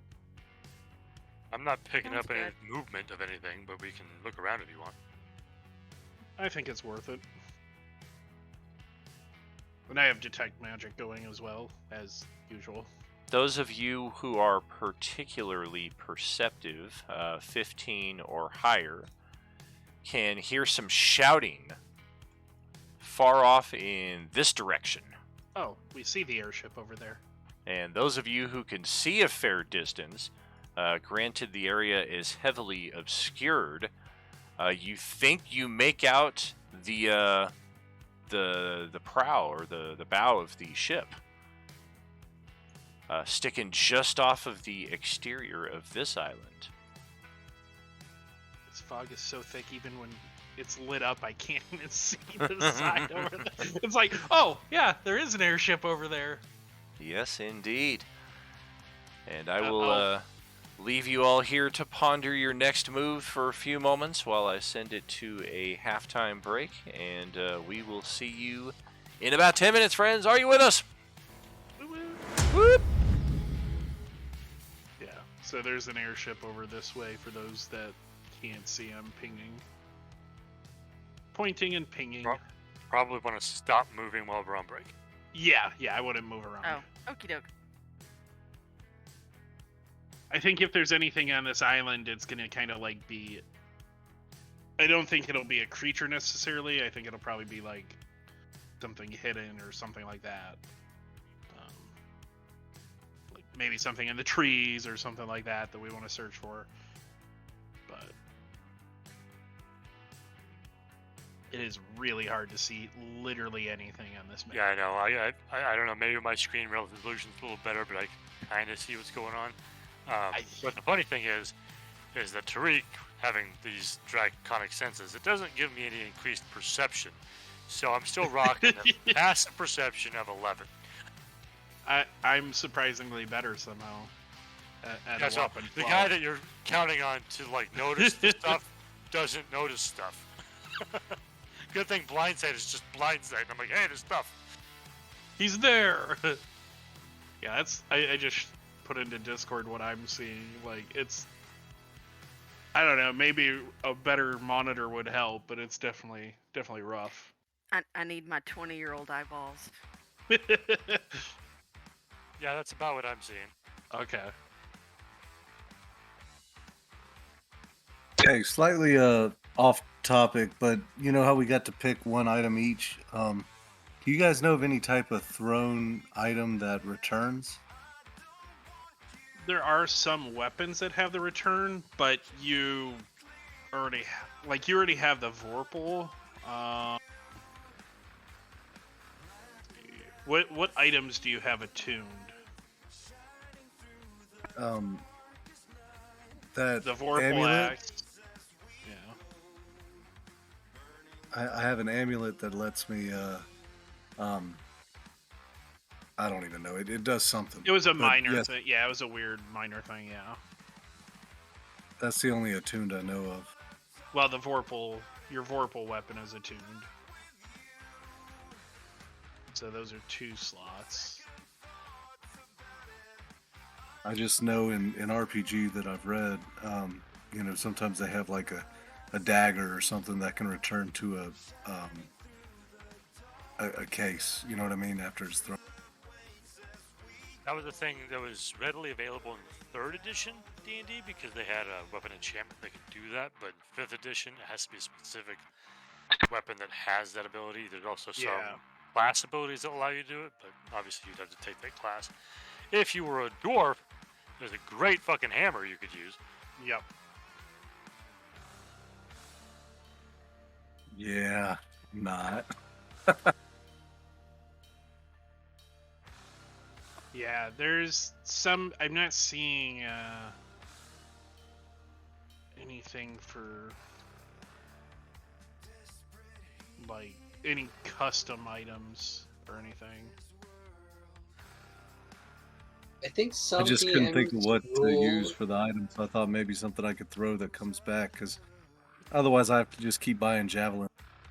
You could potentially see if Dan would be willing to let you buy an enchantment on the Vorpal axe for it to return. I think very some Oh, that would be DMs rule sweet. that if you have a magical weapon with the thrown property, it can return to your hand. But that would Correct, be yeah, with- something if to it's- talk to the DM.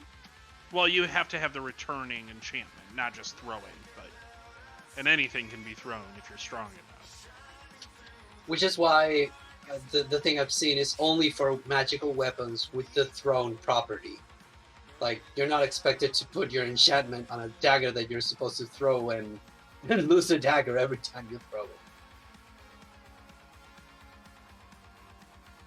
I mean, in real life, I like going to those axe throwing places and throwing axes. So, Yeah. I'm all about throwing an axe.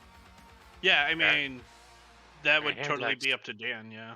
Yeah, the hand axe has the thrown property, so it's designed to be thrown.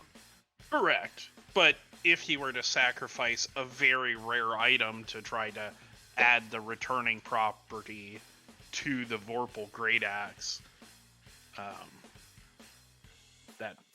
Well, Another good option there's a could be the- possibility of a trade there.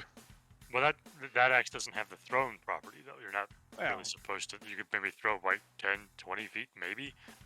Everything's throw. I mean, yeah, you could put the limitation on it to be very short, but It would have to be. That's why other weapons have the thrown property. Yeah, without the thrown property, I wouldn't allow more than maybe an improvised weapon attack, which would only deal like 1d4 or something like that. I mean, if it's a very powerful weapon. Okay, it was just a thought. I was trying to think what in the world I should use, because there's no like regenerative health healing type item.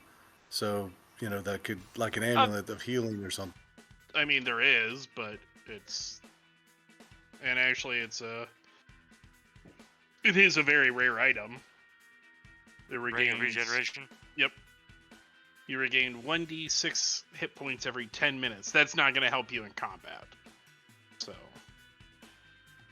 that's we just got out of fight, and as you continue walking to the next fight, assuming like long, like world traveling, you're regaining those hit points. Oh, Not I figured useful for even one combat. hit point would keep me from going, unconscious. Well, it's hit points over time. So I picked a cape that opens a dimension door because I thought that might be fun. which item? The cape of. I'm on the bunk. Yes, thank you. Oh, it's just a rare. You could have gotten very rare. Yeah. I know, but that's a good one. Kind of cool. Yeah. Yeah, that's a good one.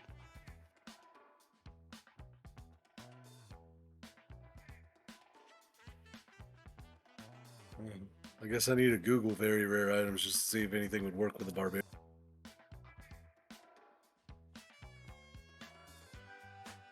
Yes, I mean, really, all you have is your axe, and then your. Did you have a belt or anything for increasing your strength? I forget. One of my characters has a belt. I mean,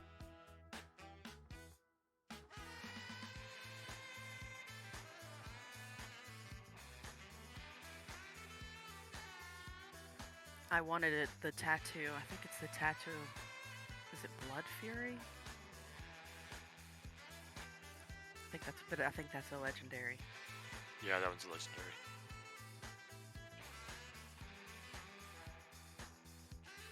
yeah, I have a belt of strength.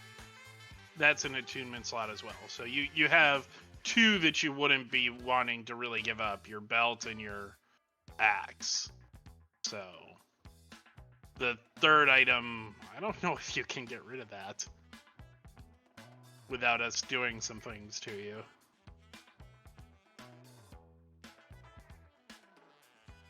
If I recall correctly, there was some specific language on that one. Or maybe that was a different item. No worries. I just didn't know what to try and look for.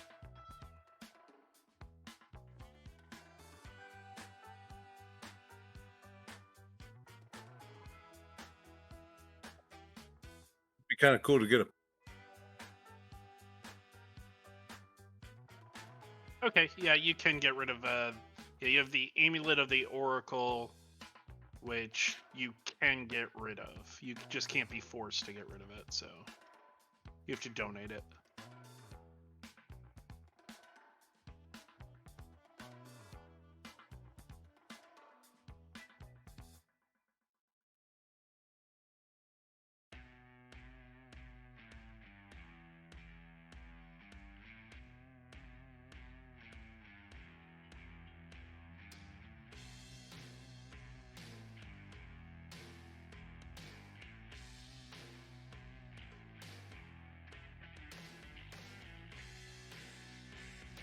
Be kind of cool if one of the items could be like a summoned little thing that I could throw at the enemy to take a bite or something.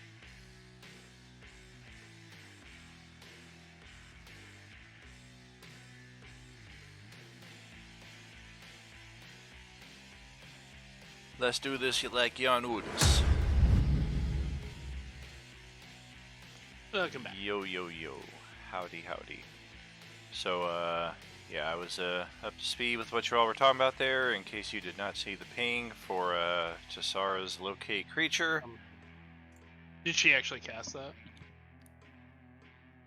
Thought she I did. didn't, but Okay. I will. I will, since we have the information. Gotcha.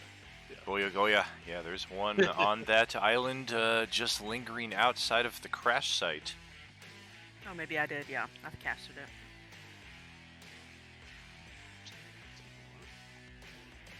Currently none within Tariq's blind sight radius, however. If we spend a few moments searching this island, do we find anything on the island of interest? Where are you searching? Actually, never mind. I see this dude over. I'll point out this dude that's way over here. That seems to be the source of some- who's shouting. Oh. Okay, so does it look like he's fighting things? There's somebody over here pointing off in this direction. Yeah, all you We can really see- make out is something moving in the fog up ahead, and those of you who have passive perceptions of 15 or higher can make out that that person is shouting something. Gotcha. Yeah, I I'm think just we looking. should. I'm still looking to the north, like looking for bad guys. You guys are all looking the other way, like there's a thing over there. No, there's I not. think we have to go this way, Tariq. There's the ship's over this way, and somebody's fighting.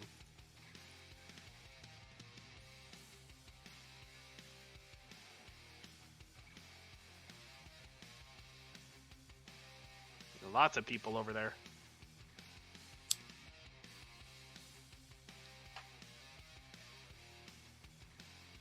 Oh yeah, that changes things. Several survivors over there. Oh goodness, what's happening here?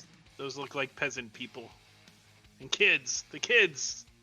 What a waste. The poor children. They're probably like halflings, but Kender or something. Yeah, we got an elf. A commoner. A halfling smoking a pipe. We got this guy, who is a tiefling caster. That's who is shouting and was first spotted. We've got a gnome monk. Isn't he adorable? And a dragonborn. We should probably get over there as quickly as possible. And yeah, now that we can make most of them out, and Tariq is close enough, and of course we have discerned that they are likewise aware of our presence, I'm going to broadcast my cursor to others here for a change. So yeah, anywhere that I'm tracing from Tariq's line of sight, they are present. We got one there. We got one there. And we got one there. And if Tariq senses them, you can bet they sense you. Beyond that point, they are already engaged in a conflict of their own against the survivors of the airship. So let's get initiative rolls once again for everybody.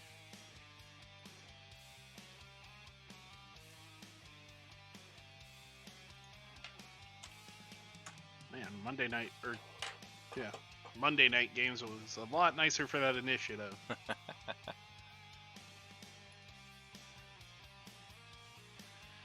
Okay. So I think for... No, that's not going to help. I think that'll just confuse more than it helps. Alright. Come on! There we go.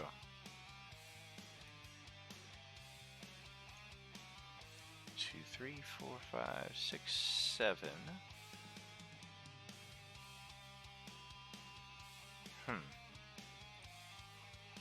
This dude did not populate.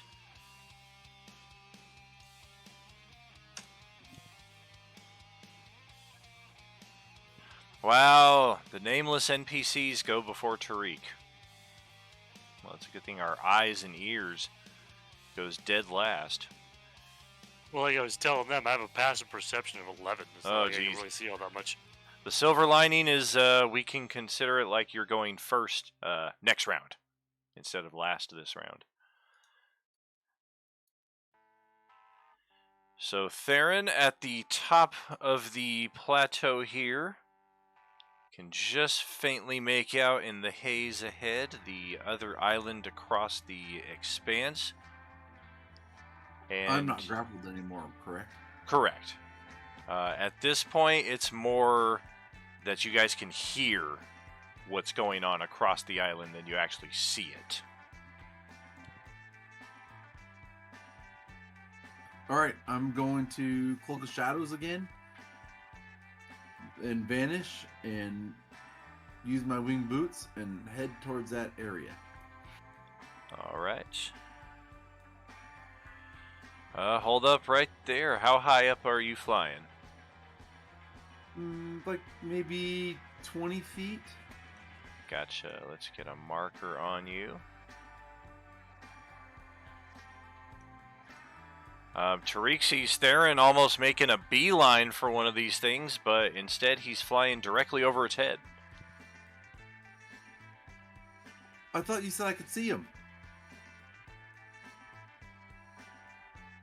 I don't remember ever saying that. Well, I'm flying right over his head. I remember after they attack and reveal themselves, anybody can see them, but unless you have blind sight, see invisibility, or something in that vein, we're all just kind of aimlessly going off of what Tariq is pointing out. Well, you can see the other passengers on the ship and stuff, but you can't see the monsters yet. Right. So, do I see other passengers on the ship? Yeah, the guys with the green health bars, they are all survivors of the crash. Some of them seem combat capable, like this Dragonborn right here is kind of standing a perimeter. There's a tiefling warlock, you would guess, over there.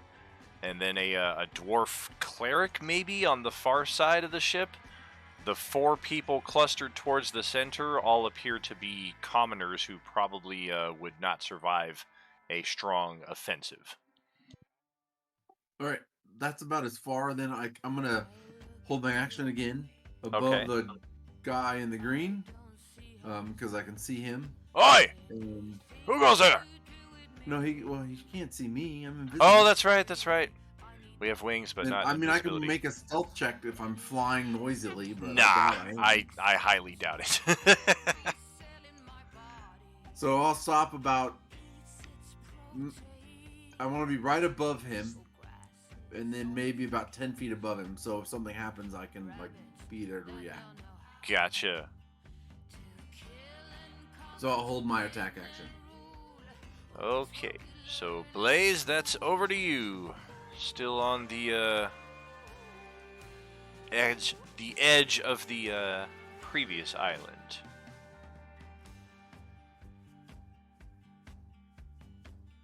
Looks like we got a solid jump across to here to get to the next one.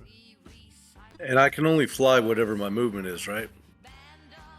The broom, I believe, has a predetermined speed to it, if I'm not mistaken. It does. 60 feet. 60? Or 50, yeah, 50. Oh, yeah. So, yeah, 50 is a healthy distance on a map. Not quite as, that's not quite that large. How high up are you flying? Off of the ground. I don't know, not very high at all. I mean, unless that gets me to the ship, but I don't think it does. So yeah, not very high. Would you say 5 feet or 10 feet? 5, 10? I mean, I'm not exact. I'm a barbarian, but yeah, somewhere around there. Well, then let's roll randomly. Roll a d20, and high it's 10, low it's 5.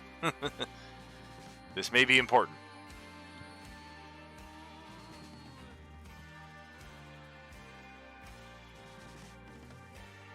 All right, low it's 5. So let's back you up as you collide with one of them right here. Even though it is a ghostly figure, there is still a corporealness about it, as it is able to interact with you. So just for our own out-of-game purposes, it is right there, even though nobody sees it, or most of you don't see it. But Arm Ripper knows that he's crashed right into one of these things.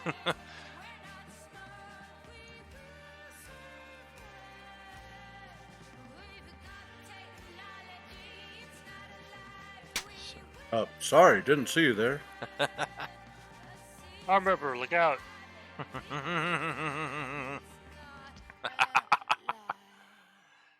I guess he's not happy or friendly, and so I attack. All right. Yeah, I mean, you don't see it, but you don't hear any protests from an invisible person like, "Ow, watch where you're going!" So you would guess this to be a foe. He ran to there and started hitting. Wait, why? All right. I was expecting another natural 20 in there. Hit, and hit, even with disadvantage.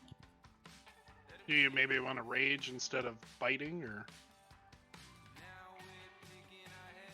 you wouldn't be raging right now, so you'd be losing all that damage? Correct. I didn't realize I went out of rage. Yeah, once the last initiative ended, we had enough of a downtime to where that minute timer expires. Yeah. Well, what's his barbarian level? If his barbarian level is 15, he can do relentless rage. I do have relentless rage. Just sitting there fuming. Hungry. That's why I said I need more heads. Oh god. No, I guess take one of those away then for the rage. But if you have relentless, if you're still raging, then you're good. Yeah. Yeah, exactly. We're quoting the standard terminology, but that's the thing with D&D is there's the standard terminology, and then every class gets their own abilities that disproves all the standard terminology. So that's why there's so many. Actually, you can't do that. Well, actually, dude, I'm playing this character, so I can do this. So that's why there's so much of that in D&D, because everybody's kind of speaking truth, but not everybody knows everything about everybody's character. If you drop to 0 hit points. No, that's different. That's different. That is a different thing entirely. Yeah, that's if you drop to 0 HP, which... There is something that lets it last longer. At 15th level, you get the extended rage where you can rage for as long as you want. Just woke up in a bad mood. I put on my angry shoes. It's either 3 sizes too small, so once you put them on, you're just in a bad mood. Yeah, persistent rage is that called. It? Gotcha. Yeah. Okie dokie. Well, in any case, I'm going to tally the damage. 13, 16, 28, 30, 43, ow. And then 37. It does resist the acid by default. And that's what its health bar looks like for a brief second. Even though you've hit it 3 times, it is still invisible, so nobody sees it, including Arm Ripper, but all of you see him flying at full speed, and he is momentarily dislodged. It's amazing he doesn't fall off of the broom and go hurtling to his death hundreds of feet below. Instead, adjusting his positioning and striking out at something right in front of him. They see me swatting, and they're like, dude, what is it, a bee? So I started swatting. Alright, well this one is going to reveal its position now, as it will attack you on its turn.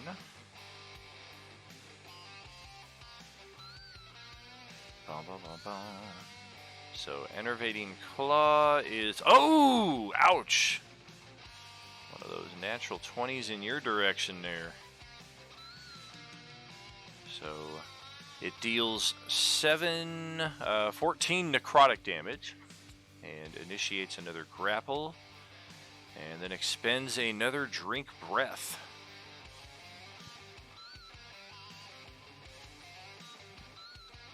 So would that be half of the first 7 and just the 7 necrotic plus 3 regular damage, or 14? It's 14 total because it's all necrotic damage, so unless your Barbarian Rage applies to resist necrotic, it's all necrotic. No. Okay. And then we need a con save first against that damage to see if it will reduce your hit point maximum temporarily.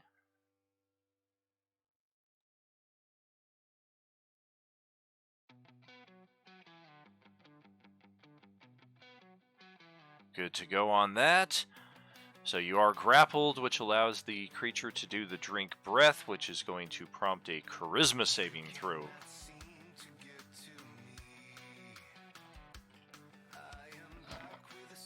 Ugh. Youch. You already come on, I'm a barbarian. Yeah, you already burned your inspiration Yeah, to but lop you off gotta roll the higher head. than a 2. Yeah, you should see frickin' Sunday G4's Barbarian, man. Or Monday night, I should say, Yinvir last night. Getting targeted charisma save left and right, and she's just like, I got it. Alright, so that is an additional 38 necrotic damage and 5 points of charisma damage. Make sure you don't permanently minus your charisma, it's just a temporary drop, but 5 points is huge. Because your charisma is only a 12, this will effectively bring it down to a 7 for the time being. Oh, I thought I had charisma of 1. Oh, your modifier is a 1, but the score is a 12. So drop down charisma by 5 and health by 58, additional to the 14? 38, not 58. But yes, in addition to the 14.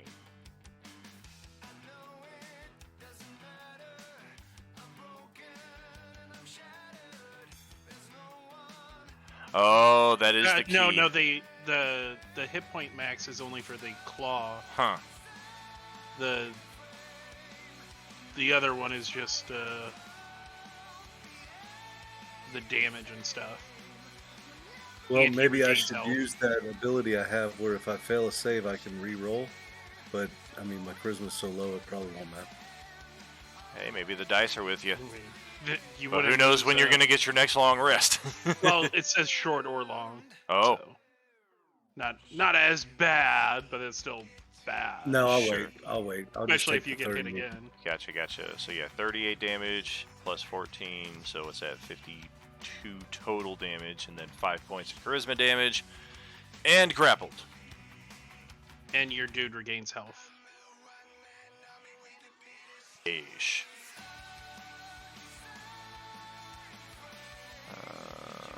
Up.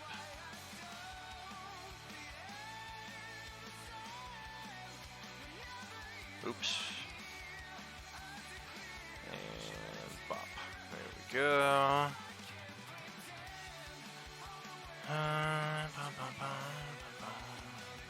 So.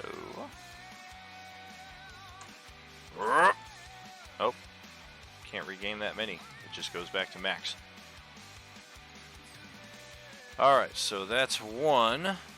Second one we will resolve is right here.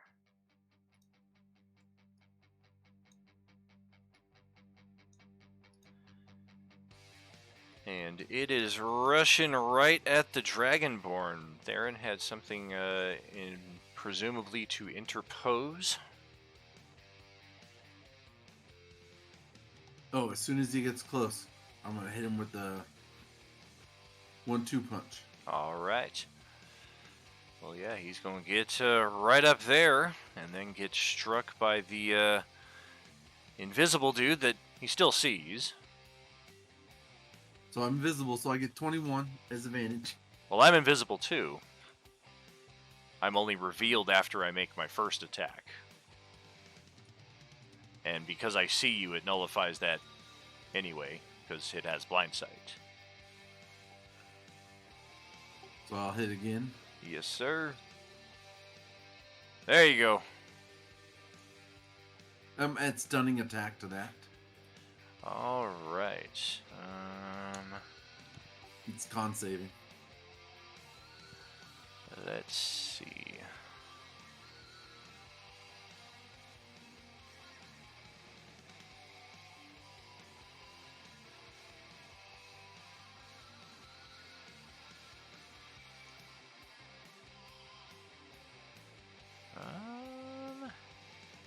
No.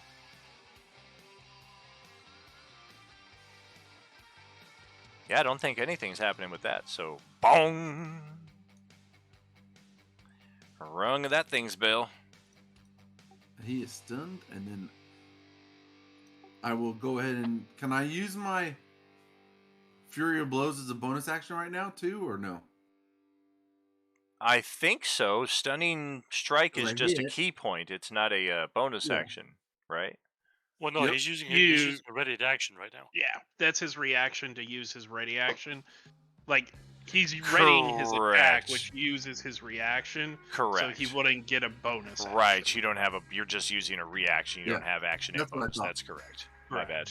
I use my reaction to get my action. Yes. Right. Exactly. Okay, All right, so good. that's that one.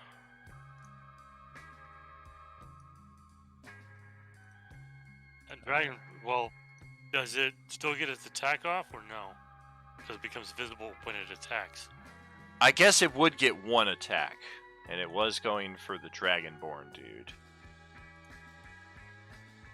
That will not hit. Dude's rocking plate.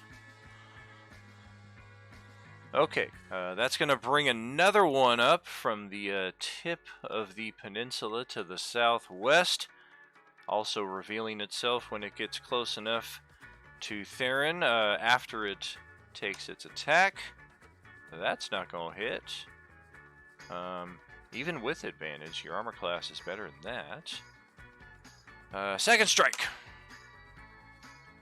Nope, it lost its advantage after the first attack. So that's it for that one.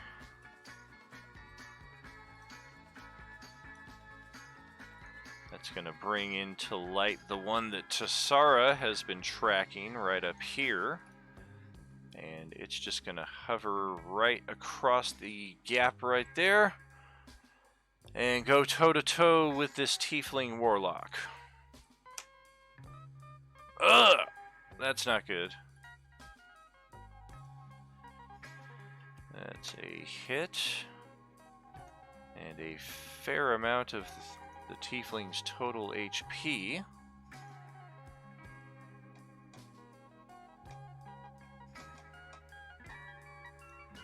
And of course, a drink breath will follow. Charisma save from a Warlock should be pretty good, but when you're rolling like that, nothing doing. Well, maybe I'll roll all ones. Nope. Does he possibly have necrotic resistance? Oh, not even.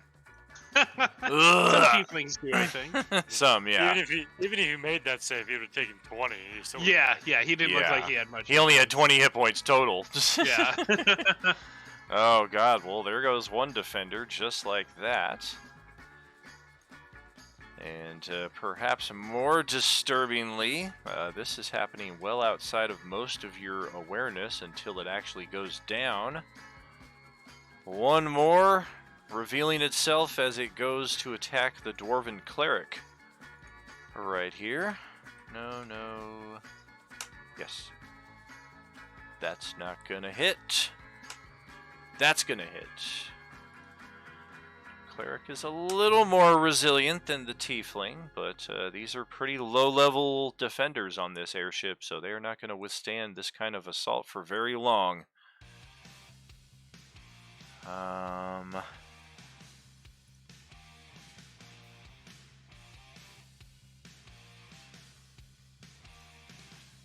that is all of them. So that's going to send it over to Tassara's turn.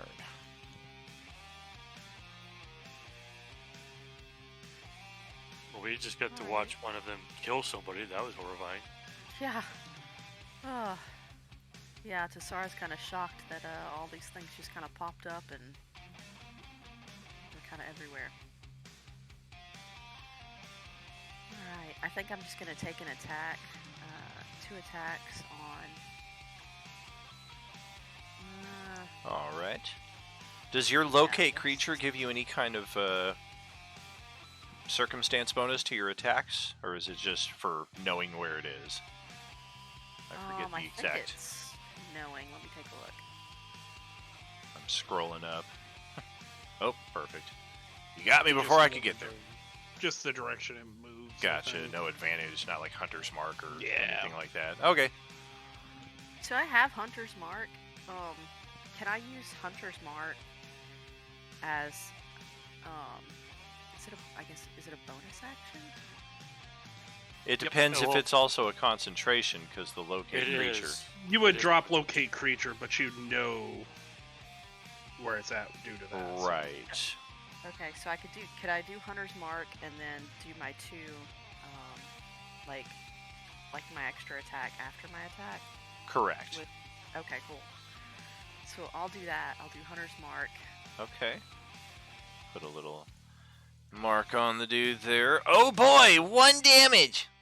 Woo woo woo! Well, Hunter's Mark doesn't do any damage. Oh, it doesn't? I thought it did damage on top of... It does. It does the D6. Oh, does it? Yeah, on top of the damage. Yeah, it does. No, inflicted when you hit. When you hit, yeah. Right. When you hit, it does. Right. But this is like a sneak peek of what the attack will look like is 1 point of damage. Yeah, and it's a miss anyway. Damn it! Yeah. Second shot. There you go. That's better. And then Hunter's Mark is for each attack or just one attack? Each attack. So yeah, go ahead, spam that Hunter's Mark again, since the 1 would have technically gone with attack number 1. Make sure that it's not taking away your spell slot. There you go. So 18 piercing. Got it. And that's it for me. Okay, that's over to Aramis. Okay, so I take a running start and make the leap. Easy peasy. And as I land, I'm gonna use my Misty Step Oh, cool. as a bonus action to engage this shadow. Oh, nice. Swish slash. Oh crap. Damn. Well, that sucks. My dice are fucking me tonight. Right? A pair of 5s. What is that? Ugh. And turned. Okay.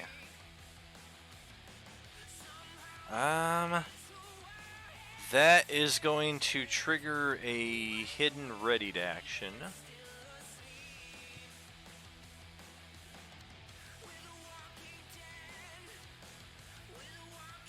And that will conclude said hidden readied action.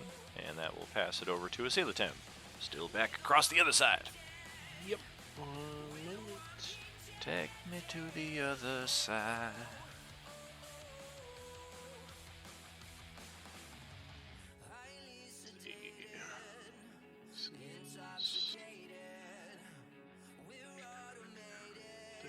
Yeah, everything's 30 feet. Fuck. They're just spread out for everything that would be good.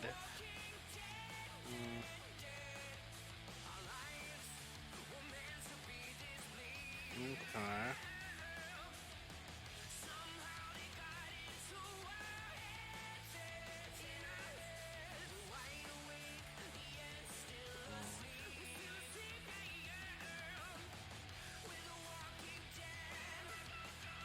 Do that at 6th level, I would be able to get 3.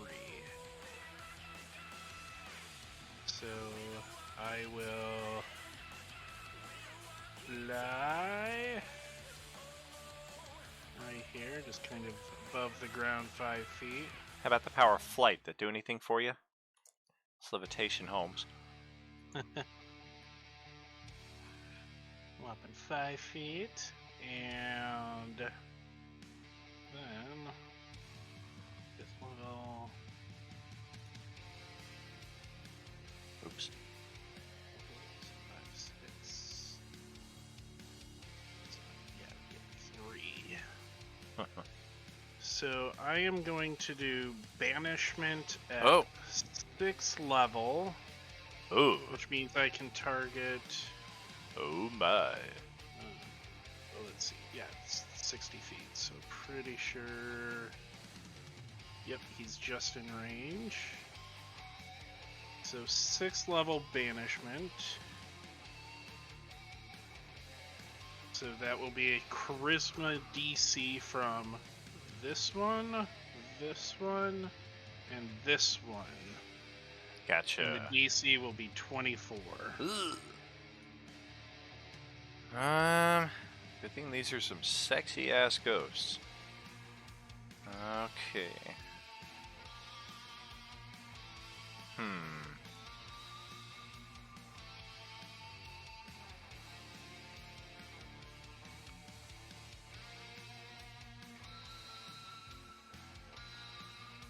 I think they're going to try to save themselves first. One of them will attempt a nullify. Oh, nothing doing. Alright. So 1 and done on that. On to the saves. 1, 2. Oh, shit. And 3. Whoa! They almost all fucking made it. Some high rolls, but yeah, they got +5. They got 20 charismas, but only the middle one, the one who was just attacked and stunned by Theron, makes the save. The other 2 are getting the hell out of here. I'm just going to send them over. They've been banished to this island. Do you want to put a marker where they were? Oh, good call, good call. Let me put a little pink marker on them just as a special identification. And suppose I could do this. There was one right there and one. Where was the other one? Oh, he was right here, I think. Yeah. Correct. Oh, you got cooler markers. Yeah, I just got little, just little flags. Yeah, that'll work. That's better. I don't know a little marker. Alrighty. So that's my movement and my action, and I will stay there. And I am concentrating on that spell. Okay. Now for the defenders and the survivors.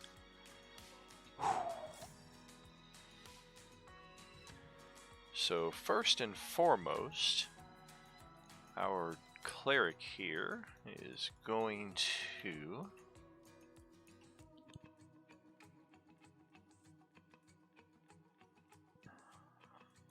see if this will help us out.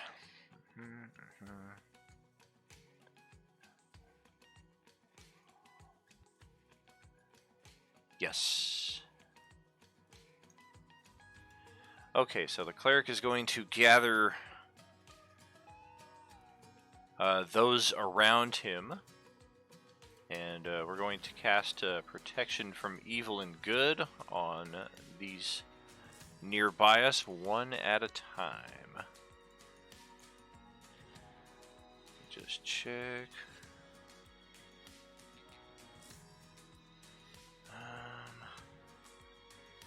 Oh, I guess I can't upcast that. It's a concentration. Yeah, there's no upcasting. For Damn. Yeah, I was hoping I could upcast it or just cast it. All right, well, I'm just going to cast it on one of them. It'll be our little guy right here. And basically order everybody to kind of take cover behind him. Nestle yourselves into the wreckage of the ship as best you can. So These three right here are effectively out of line of sight.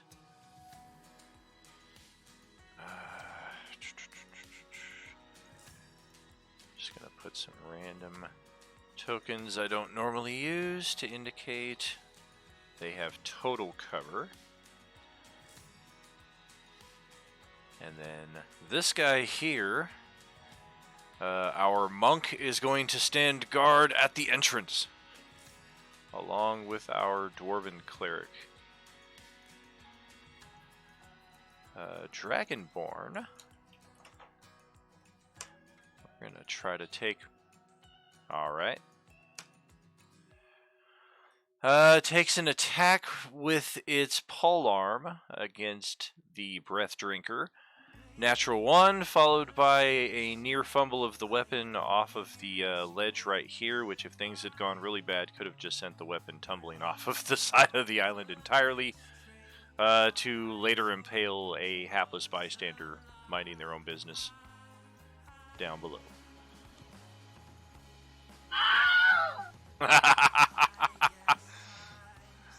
That's it for our defenders. Alright, so over to Tariq.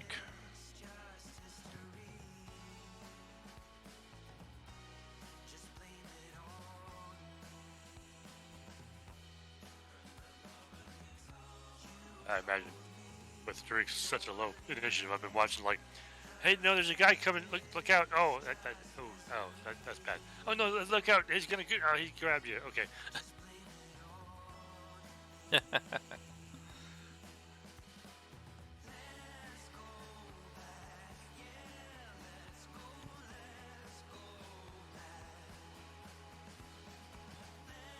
Oh, all right. So no sooner do you take even 5 feet out from your previous position before another one of these things enters your line of sight. It's been keeping invisible and sneaking up ever so slightly to get up right here next to Aramis. It's right frickin' there, and only you can see it.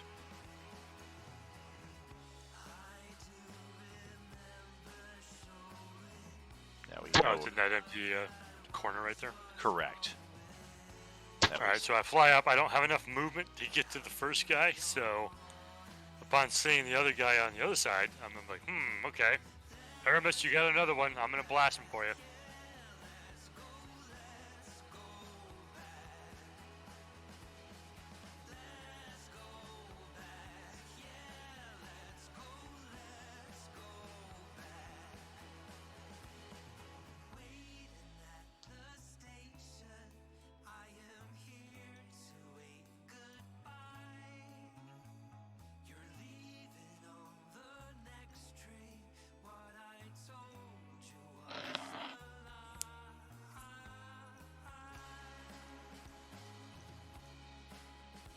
Well, what are you blasting me with? Oh! Fire! Oh, the Force will be with you. Ignore that fire dueling thing. I did not click those. Oh, gotcha. Should add Force immunity to these things. It would just fit their Sith spirit template so well. I think I'll just add it in the middle of combat. They're now immune to Force. Just kidding. Hit, and near miss. Third attack, armor class 18. Not counting any potential hero point, of course, but... And there it is. So we'll get that damage, and then add that last damage onto it, and got it. You were shooting the invisible one, right? Correct. Just Gotcha. Kinda like, look, there's a guy here. Blop. Yep. That'll be 3 for 3, and all of them hit. I throw my 3 Gratefully noted. spectral blades at it, and I'm like, look at it, right there. And that's it. All right. And back to the very top. Grant, that's over to you. All right, I'm going to jump and flip over and land behind this guy right here. Woo-woo. So I get a little advantage, and then I am going to punch him out a couple times. Stunning strike. Oof.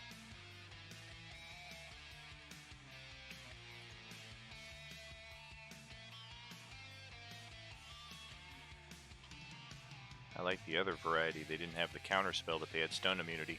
I gotta mix them up a little more. No Emmy, no Emmy, no Emmy. Hey, is that good? A 10? No. He'd be stunned. Womp, womp, womp, womp. So then I'm going to hit him one more time. Okay. 2 for 2 for 20 makes my job of mathing easier. Got it. And then for my bonus action, instead of Fury, since I already used a key point, I'm just going to go ahead and take another pop shot, and I'm going to headbutt him. All right.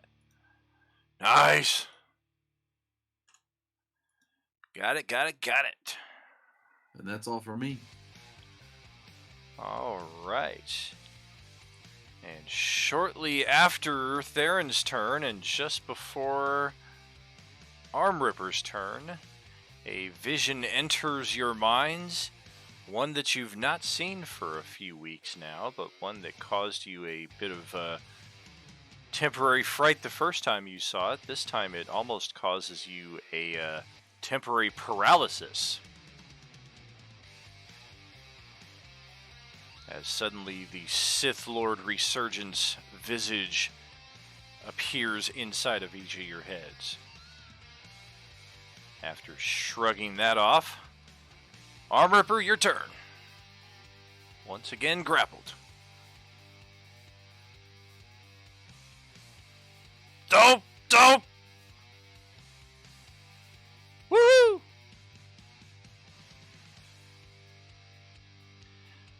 No shortcut to lopping off the head with this one, at least this round. Nice to see that axe finally doing something fucking meaningful. Alright, so the drinkers will...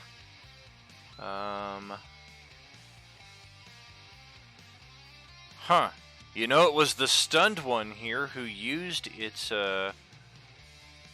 counter against the banishment, so let's see if that even returns. Nope. Kind of irrelevant since the dude is stunned, but just for tracking. That leaves 2 and then Hidden Guy. I think we'll start with Hidden Guy. All attacks at advantage. First one because invisible, second one because of flank.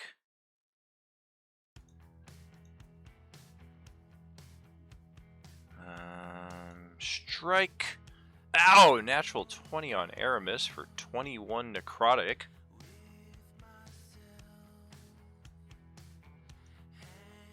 That will prompt a con save as well.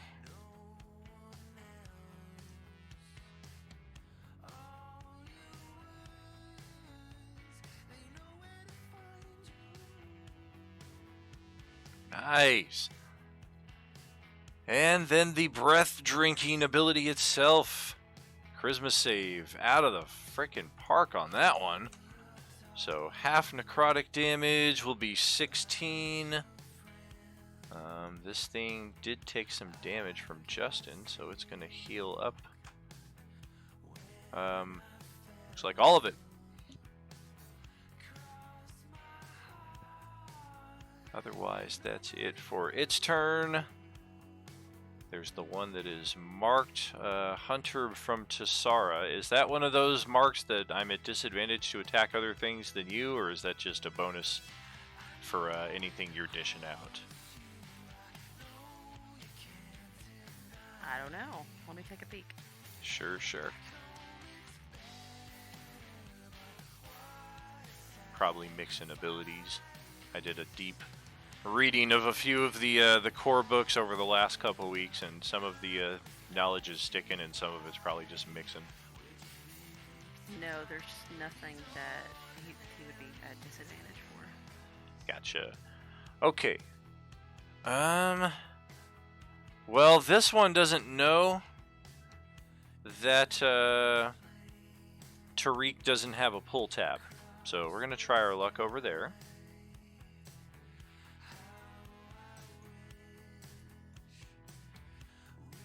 Enervating claw attack. Oh dear God! Hey, we found the pull tab. 23 necrotic against Tariq. 2 natural 20s in a row. Holy shit. And we know what's coming up. The drink breath.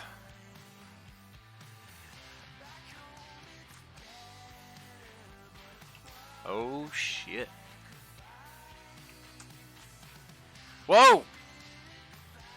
Fat fingered that. Oh my god. Everybody's dead. I was like, oh, he heard me right there. Well, shit. 78 D8, dear God. Jeez. Alright, so Does Tariq 30 cast Sentinel, please? so 32 points of damage, necrotic, and then 2 charisma drain. Okay, so on the con save for the first part, I'm going to give myself advantage with inspiration. I'll have +4 from Aramis's aura, Excellent. and then I'll spend a hero. That's enough, right? 18. Yes. Okay, and then I got to roll the charisma save. Yes.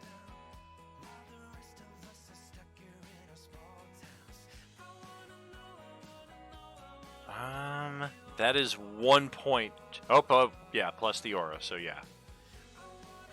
Good deal on that. So only 16 necrotic from the drink breath instead of 32, and then no charisma drain.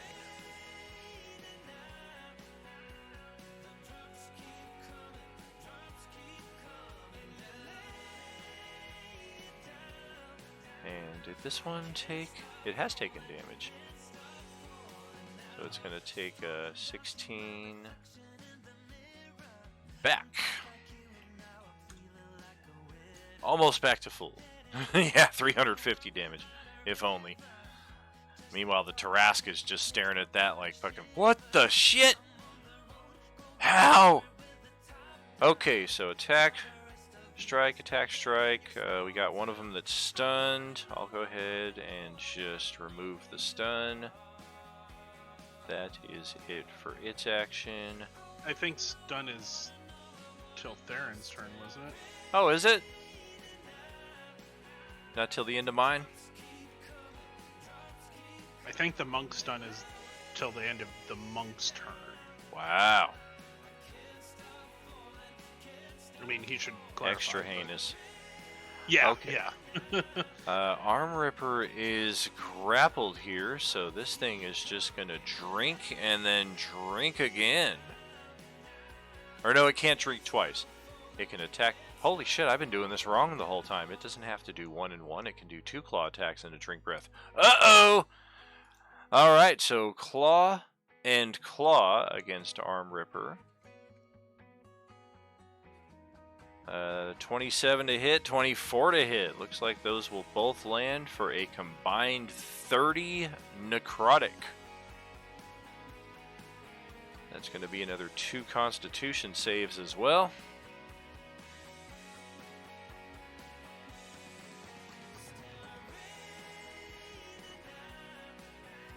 Nice. He said Nice. no thanks, so it doesn't work. Oh, Count. No count. that's true. That's true.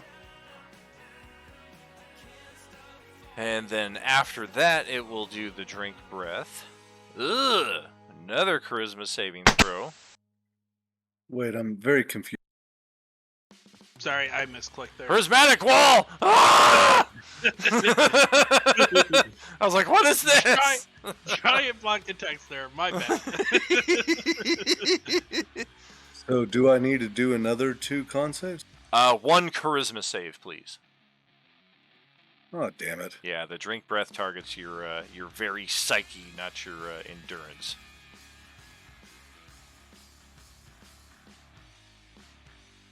Oh! Arm Ripper's not within the aura. Nope. Fuck. All right, that's gonna. And it's doing 5 again. Jeez. Yeah, his charisma is now at 2. One more hit, you're dead. All right, and 39 more points of necrotic damage on top of that. So that's going to drop his HP down to like 60 something, I think. And he's, yeah, that charisma bar is flashing. What the fuck? What the fuck? Right? What's the total then to drop? Um, I mean, what's the total damage we just... let's see. It would be 30 plus the 39, so 69. You're fucking shitting me. 69 necrotic and 5 points of charisma damage. That is it for the breath drinkers. Over to Tassara's turn. That is what she said. Do it. Do it.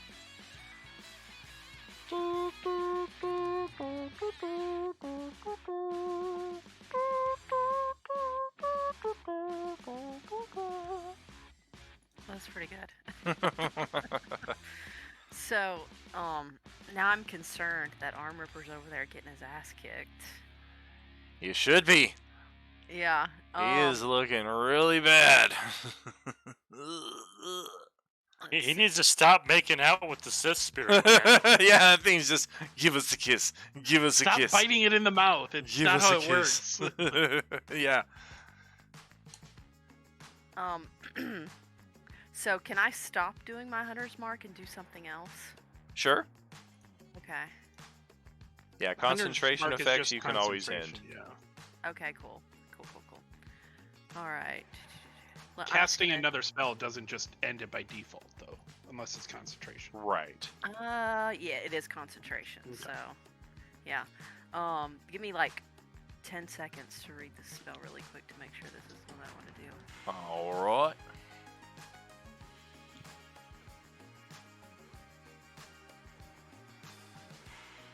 Okay. All right. I'm gonna give this a whirl. So, Alrighty.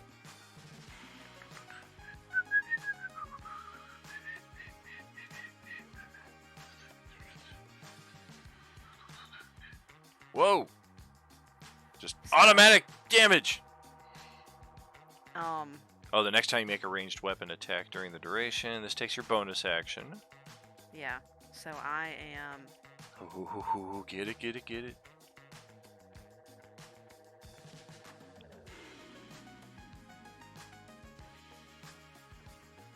Oh, sweet. Oh, baby! Alright, so that's going to be 33 points of damage on the one grappling arm ripper, yeah? Yes, please. Ow! Got it. Wow, that didn't take off as much as I'd hoped. And I would have to cast that again to do the same thing, correct? No, it's concentration. Oh, sweet. So I can just hit it with my extra attack. The weapon, next time you make a ranged attack during the duration. Okay, yes. The weapons, ammunition. It's one So, of those. yeah. It's like the smite spells that Right. you apply it to your weapon or ammo in this case, and then it's done. Right, it Okay, is only a cool. one-time thing, but you can it's kind one? of kind of time it to last for the combat, and then like 5 rounds from now, be like, haha, remember that heart-seeking arrow? Gotcha.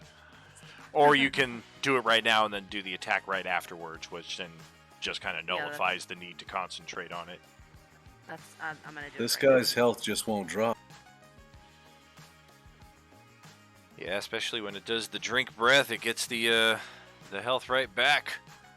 now. And do okay. I roll the, or do I use the, does it use the 25 again, or? Just on the next attack, so it just does it one time. But you roll 66, so. Correct, which is what it rolled there for the 25. Oh, above, yeah. Yeah.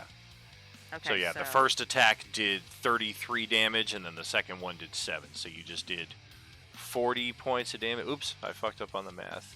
There we go. 40 points of damage. Okay, cool.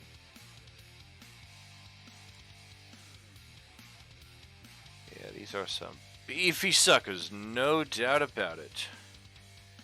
If anybody logged into the Roll20 page during the 2 weeks off and saw me rolling a whole bunch of dice, those were hit point totals for what you'd be facing here. Any movement after that, or are you staying on the other island? No, I'm staying here. It's my island. Aramis, caught in the middle of a flank. What you got? Got a flank of your own going on, though. Yeah, but I'm afraid I'm gonna use a more defensive action right now. I'm casting Armor of Agathis at 3rd level. Gain 15 temporary hit points. Very nice. And for my bonus action, I will use my Channel Divinity, Bow of Enmity, against the one I'm fighting. So from now on, I have advantage on attack rolls. Gotcha. Which one is the one you're fighting? The one that snuck up on you, or the one you initially were scuffling with? Gotcha, the sneaker. The one who snuck up on me. All right, let's put a little something on them. We'll put a little bullseye. There we go. And that's my turn. Okie dokie. Action, bonus action. Josh, that's over to you. Yep. So we will go ahead, because you have so gracefully moved them all within range. Fuck. Well, they were trying to get into range of you, but... Yeah. It looks like the flux capacitor, and you're right in the middle of it. We'll go ahead and do this. Oh, Steel Wind Strike. That's a cool spell. So, kind of flourishing the staff, lightning going all around, and I'm hopping between everyone. So we'll Sweet. go for targeting for rolls. 1, 2, 3, 4, left to right. So, alrighty. go ahead, roll that up.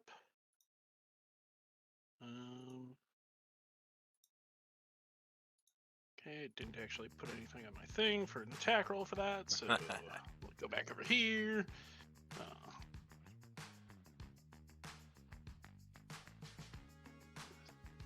So that's 1. Oh. 2, 3. I say, stop rolling things in the 30s. There we go. 4 had advantage because it's stunned, so rolled really low on those two. Sure. Well, that's 4 for 4, though. Yep.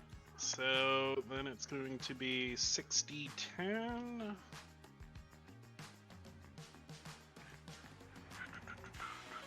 Boo. Some 1s in there. I can't do anything about those. So 23 points of damage across the board to all of them.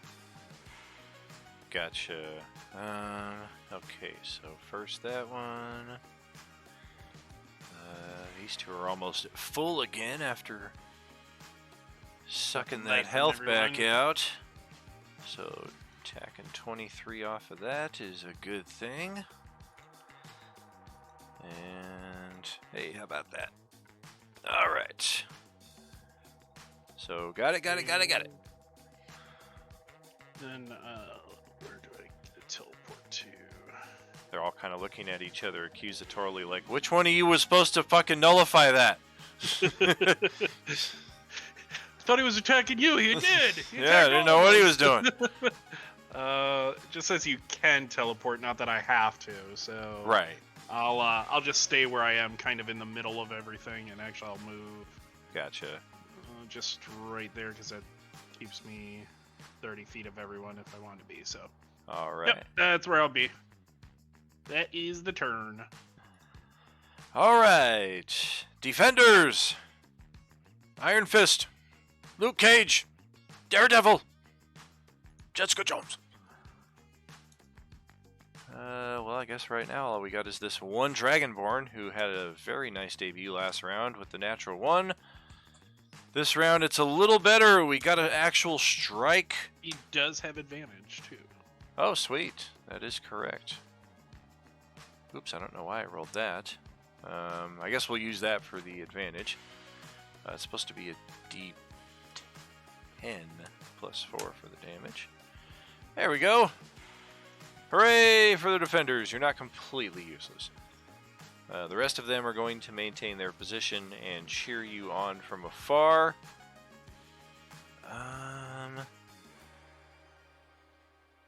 And yeah, that's going to be it for that. So, Tariq, back to your turn.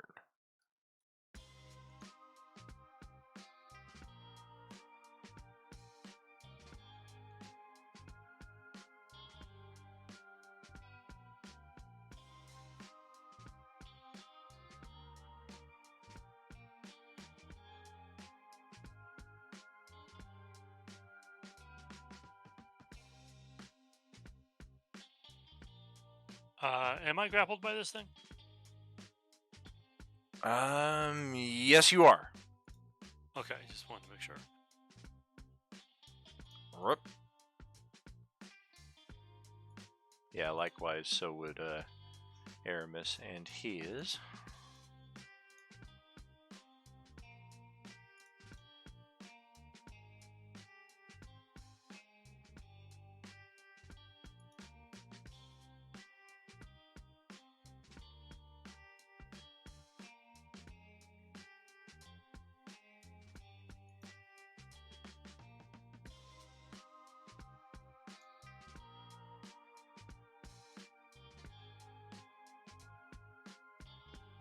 Alright, I'm just gonna attack the guy I'm on since he's holding me here.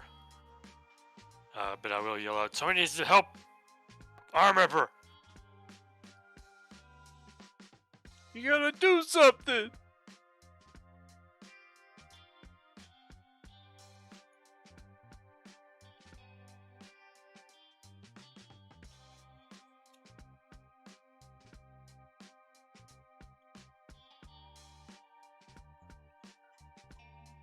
Trying to scroll back to a previous effect. I'm like, prismatic wall.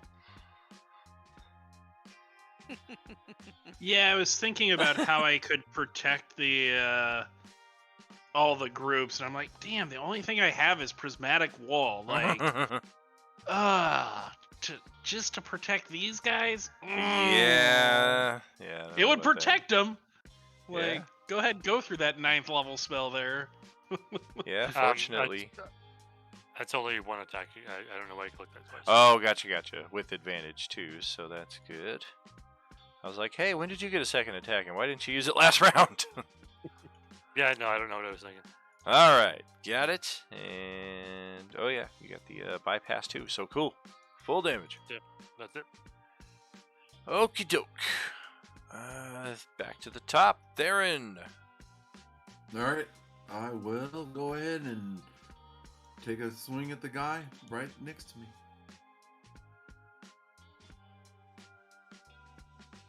Oh, damn, that's a miss. AC 18. There you go. Stunning strike again. Let's see.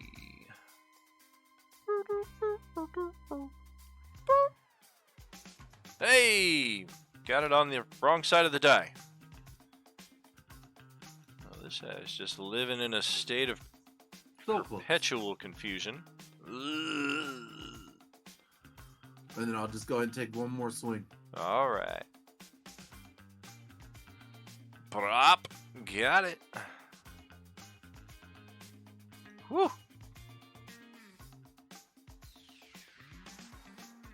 That's all I got. Alright. Oh boy. Looks like it's up to Blaze to save himself here. Hopefully he's got a head lopper in his dice this round. Your turn, brother. Yeah, I can attempt to hit him, although it hasn't done any good for the last 3 rounds. I've also got a potion of superior healing. Should I just You can do do that? both. Yeah, do you can both. slice, That's a bonus. and then bonus action chug it. But that's not going to be your problem. Right. Your problem is your charisma. Yeah. You need a potion So of I would- performance. Well, I could use my movement to get the hell away. You can't. You'll have to use your action. You'll have to use one or more of your attacks to break free from the grapple, and then yes, you can use your movement to get away. So yeah, you do looks have like that that's option. About all I got. I Yeah. thought I broke free every time I attacked him. You do not. You can still attack him while you're being grappled, but that in and of itself doesn't break the grapple. You have to spend an action to break out of it. It's also going to chase you down. and hit you as you run. Well, he's a barbarian. I'm sure he can run faster Oof. than the other thing. No, the thing is flying on its own power. It's probably at a good speed. Let's see, 16, 19, 39 points of damage. Oof. Got it and got it. That is a sizable chunk. I just bite it. Hope you crit it. Because if it hits you with the charisma thing, you're done. Health doesn't Okay, matter. so I guess my last will be an attack instead of healing. That's what I would think. Up to you. I don't know the other things.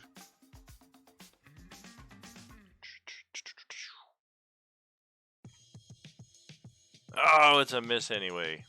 Damn it.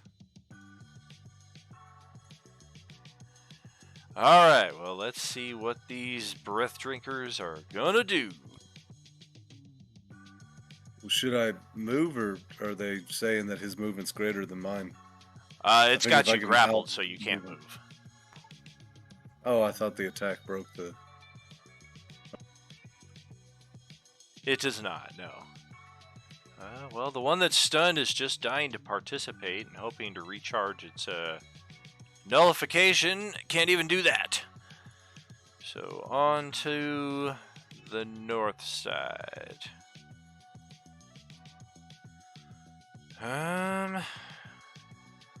Yeah, they got a good thing going on here now with the grapples intact, so they're gonna stick with that. First attacks on Tariq, Stabby, and Stabby. I think one hit and one nothing doing.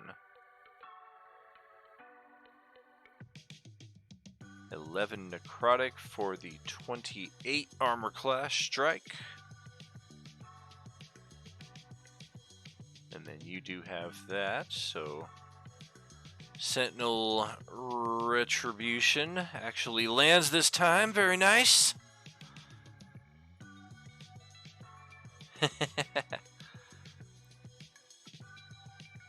So yeah, 11 necrotic on the one that hits, and then of course con save. Near miss on the con save. He has the +4 though. Oh, nice. That's correct. I keep forgetting that Paladin aura. Okay, so did I do 2? I did. All right, so drinking the breath. Charisma save. +4. Try to remember it this time. Oh, gee, 34. DC 35. Okay. Oh, jeez. 23 necrotic on a failed save. Jeez, and this thing gets it right back. Ugh. Yeah, these two over here are trying to drink breath on paladins with their, charisma save. Meanwhile, the barbarian's like, help me. Yeah, everybody's just pinned down right now. Theron's the only one that's got his opponent locked down. Okay, so that's on Theron. Moving over to Aramis. Enervation Claw. And again. 22 is your AC, I think, but didn't you boost that? Yep. Nope, but because the thing hit me twice, he takes 30 points of cold damage. 15 for each time it hits me. Oh, gotcha. It is resistant to cold, so it'll take 15 or 14 total from that. 7 and 7. Let's get that. Okay. So hit, and then hit.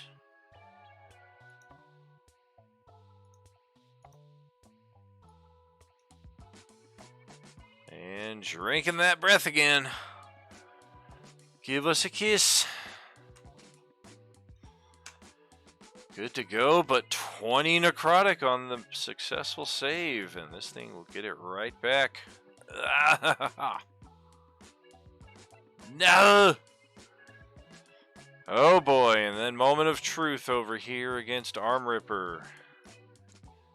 It's going to try its luck with the claw attacks first.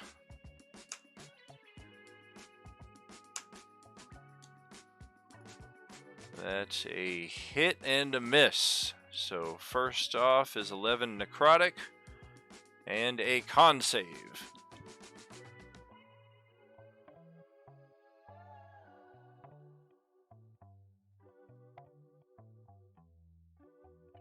Can't fail that con save, can't make that charisma save. Drink breath. Oh boy, another 5 charisma. Could have rolled a 1 and given you a chance, but no. Oof. Alright, charisma saving throw. Time for a 20 to come up on the defense. Oh, fuck! Oh, man. No, he had a... Oh, yeah, because it's lower now. Yes, it is. Oof. Okay, then I'm gonna have to start using those abilities. I guess I'm gonna try and re-roll, even though it won't do any damn good. And then, well, no, why don't I just use my ability where when I fail a save, I can choose to go ahead and pass it. Indomitable? No, he has that dragon legendary resistance thing. That's good for long rest. Oh, I thought it was called Indomitable, but I think we're referring to the same thing. I just got the wrong name. Yeah, yeah. But yeah, post it up and make sure to track that you've used it, because that will definitely be important depending on how long it is before our next long rest. Alternatively, if all else failed, you could have used your Deck of Many Things Fates card to just be like, yeah, that didn't happen. So keep in mind, you always have that ace up your sleeve. In a worst case scenario, just nope, that didn't happen, dude. I got the fates. So in this case, since you are successfully making the save, go ahead, post that ability though. There it is, Legendary Might. Yes, that's what it's called. Okay, so 36 necrotic. Half of that is going to be 18 necrotic. So you are just hanging on. And this thing will get that 18 back. Is that additional damage? Because he just gave me 11 damage. It is additional, yes. As part of the drink and that's breath. After the con save? Oh, okay. Correct. This is the side of the charisma save that you just rolled. This is the luckiest little bastard. So he's got another 18 off me? Correct. Yeah, it would have been 36 had you failed that charisma save, but you would have been dead anyway from the charisma score loss. But making the save reduces the 36 to 18. And concludes the Breath Drinker's turn, passing it over to Tassara. So, do we think that Arm Ripper over here is gonna, like this guy that he's fighting against, we're gonna be able to take him down on the next round? It's gotten very close. Yeah, if you attack him, I attack him, and Arm Ripper finishes him, we can probably get him. Okay, because I was gonna use my cape to get him out of there otherwise, so... Oh. But if we're gonna attack, then we'll do that.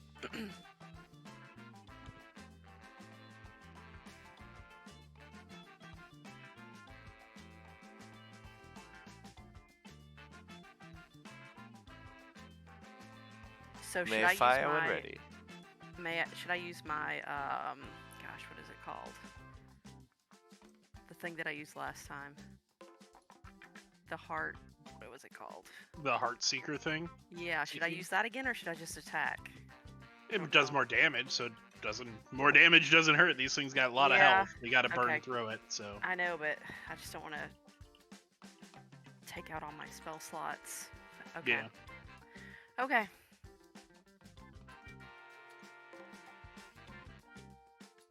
It really comes down to how important it is that you kill it quickly. Oh, yeah.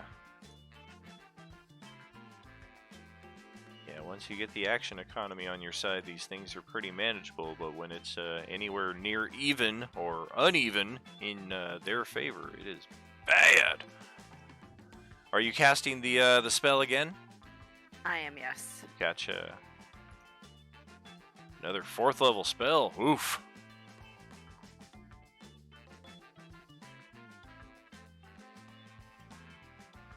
have too many of those. Fortunately, it's a hit and 30 points of damage. Oof. Got it. Okay. Okay, good. Second shot will be a off its target. Flies off into the nether regions of the infinite abyss. And that's it for me. All right, over to Aramis. Yeah, I'm using my final 3rd level spell slot to cast Spirit Shrouds. And we already established that they are immune to radiant and resistant to cold, so I'm gonna try for necrotic, which doesn't make sense, but it's the only thing I haven't tried. Okay.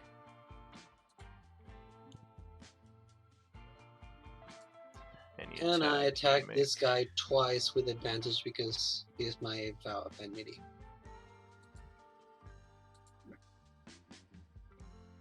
Oh. It's not radiant, it's necrotic.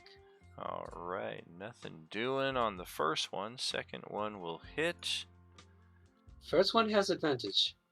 Oh, are you attacking the one that you're grappled with? My vow of enmity. Oh, correct. Gotcha. Okay. So hit and hit then. And inexplicably, you have discovered that these things are vulnerable to necrotic damage. The actual F. Right. Wow. So I will take 16 slashing. And 8, 14, 22 necrotic damage. Yep, they are immune to radiant. They are vulnerable to necrotic against all possible reasoning.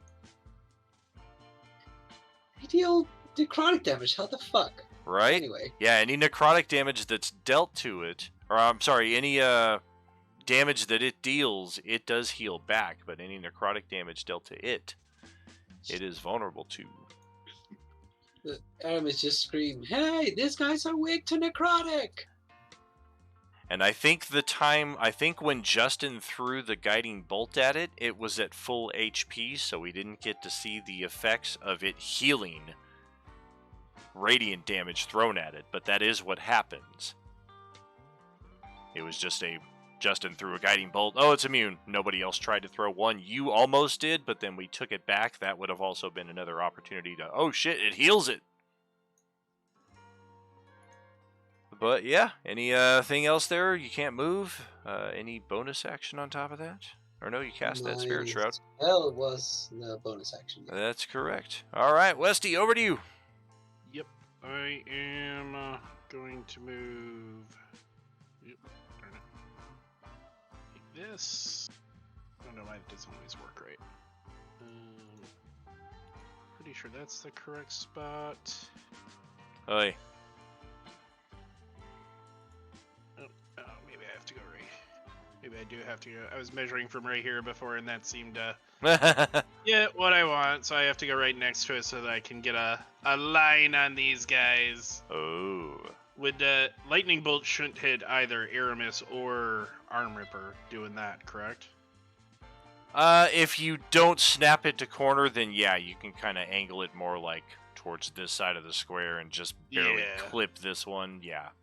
Yep. Okay, so we will go ahead and use the staff to do a 7th level lightning bolt. Oh, God. And that is going to be 7 charges off that. Yeah, they're definitely gonna try a nullify on that. We'll try it one time. It's that 7th level. DC 17. Oh shit! Oh. Is that a spell they're doing, or? It's it's one of their innate abilities. Okay. So I can't counterspell their nullify. It is kind of a magical effect in that respect. So yes, you can. Okay. Theirs is technically a 4th level spell slot by the verbiage of it, though. So a counter spell doesn't necessarily automatically get it. Yep. We'll just go ahead and ensure that I counter it by using a 4th level counter spell then as a reaction as the staff is going off. Okay. Well, then we're going to try it again because the second guy's got one of his own. Let's make sure we're tracking that. One that's on Arm Ripper. Oh, come on. There. Track that. Same DC. Or no, DC for this one is 14, right? Oh, he's trying to... Because I'm counterspelling the counter... Yeah, I'm counterspelling the counterspell. Well, he could still try... He could still try to counterspell the staff.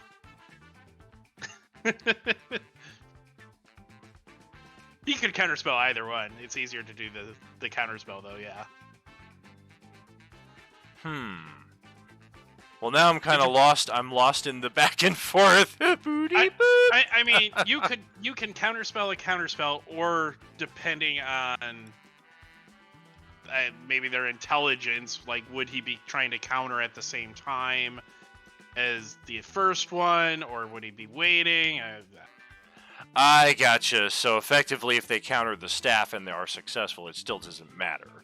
But they may be not smart enough to try. Correct. They all might just try to do the staff, right? Seeing if individually they could get it. Right. Yeah. Or in this if they're case, really smart, they might be like, "Oh, you go first," and right. Then, oh, he countered. Let's counter that. Right. They are tactical enough to be aware of the back and forth of the process to go for the counter spell. So in this instance, they're casting a 4th level against your 4th level, which would automatic. Yep. And guess what? Right. My counterspell is nullified. Oh God! Well, I did it at 4th level, so his is automatically at 5th. What you gonna do? Oh, 4th level! Well, warlocks are at 5th, aren't they? What's that? Warlock spells. I'm mostly sorcerer, baby. Oh, okay.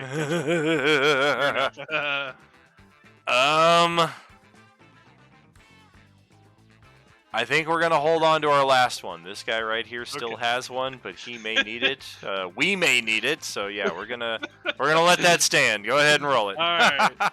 So well this played. Is going to be. It's that whole high-level comment that you made the other day as well. Like exactly. All the interactions. So go ahead. You need to do a dex save of 24 in each one. And then the damage is going to be, let me re-roll as well. Oops. 5d. So 20. Then that's going to be 40 damage because the 1 becomes a 2 on the second roll. So 40 damage total. Okay. 1 second here. I got a bit of a snag. Okay. So dex save and dex save.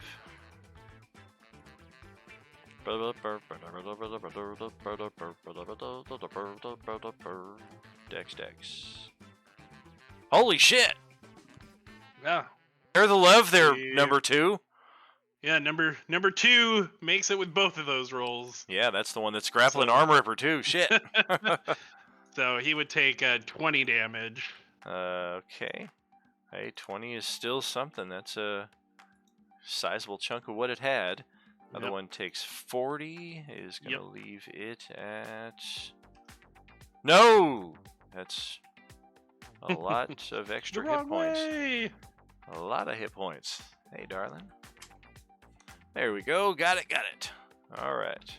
Okay, so that is movement action. No good bonus action, so that'll be my turn. Hopefully Arm Ripper can finish it off. Hopefully. Let's see how our defender can do this time around. Even with the advantage, nothing doing. Quick pass over to Tariq.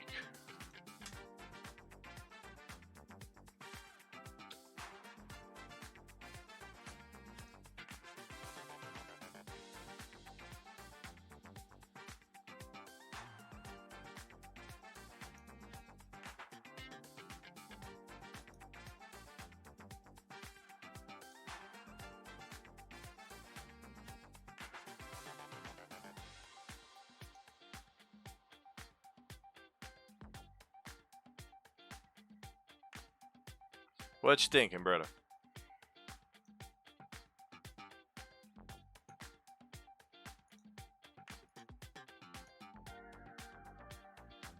Little hex on him, alright.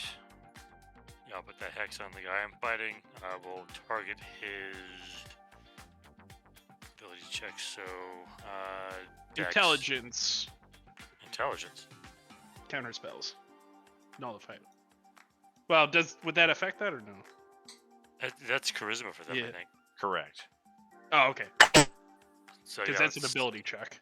Yeah, let's target their charisma then. Okay. That, and I'm gonna attack him.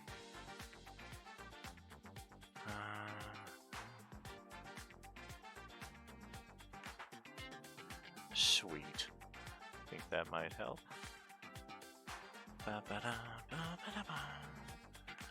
In descending order, charisma is the 6th attribute, so the hex on number 6.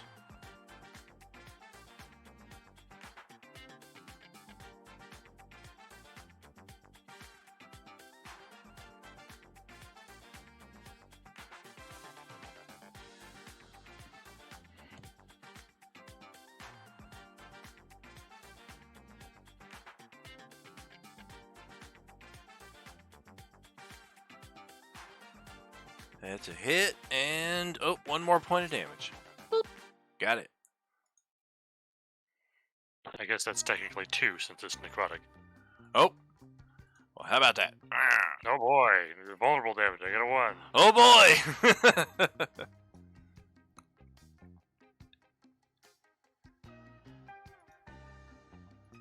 And that's all I got. Alrighty.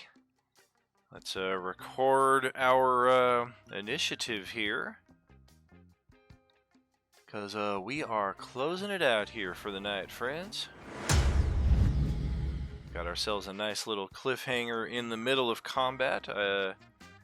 Maybe a round or two under my expectations for tonight. I thought we would finish this section up and then be on to whatever's next for next session. So kind of cool to have a little cliffhanger here in the middle of combat, especially with what's going on with 3 grappled players potentially suffering charisma drain, of course, in 2 of their cases. Maybe not as likely, but we'll see just what happens 2 weeks from now. Next Tuesday we have J-Man's game. This Friday we got something entirely new. Dragonlance, the Shadow of the Dragon Queen. Session 0. We've got a full party of excited players ready to craft their characters in the world of Krynn. Most of us have never been there. The few of us who have not been there since 2nd edition. So a lot of excitement across the board, and it looks like it's going to be a pretty fun campaign from what I've read of it so far. And that will be our next time back on the live stream. This Friday. We'll be off Wednesday and Thursday, so we'll catch you back Friday, 6 p.m. Pacific, friends. Until then, hope you have a great rest of your week, and we will see you then. Are you with us? Whoop, whoop. Thanks for the game. Thanks, friends. Thanks always. Have a Great good one. game. Night, everybody. Alright, You got see a y'all next bot. time. Go away, bot. Yeah, I Night. did. Gotta ban that thing.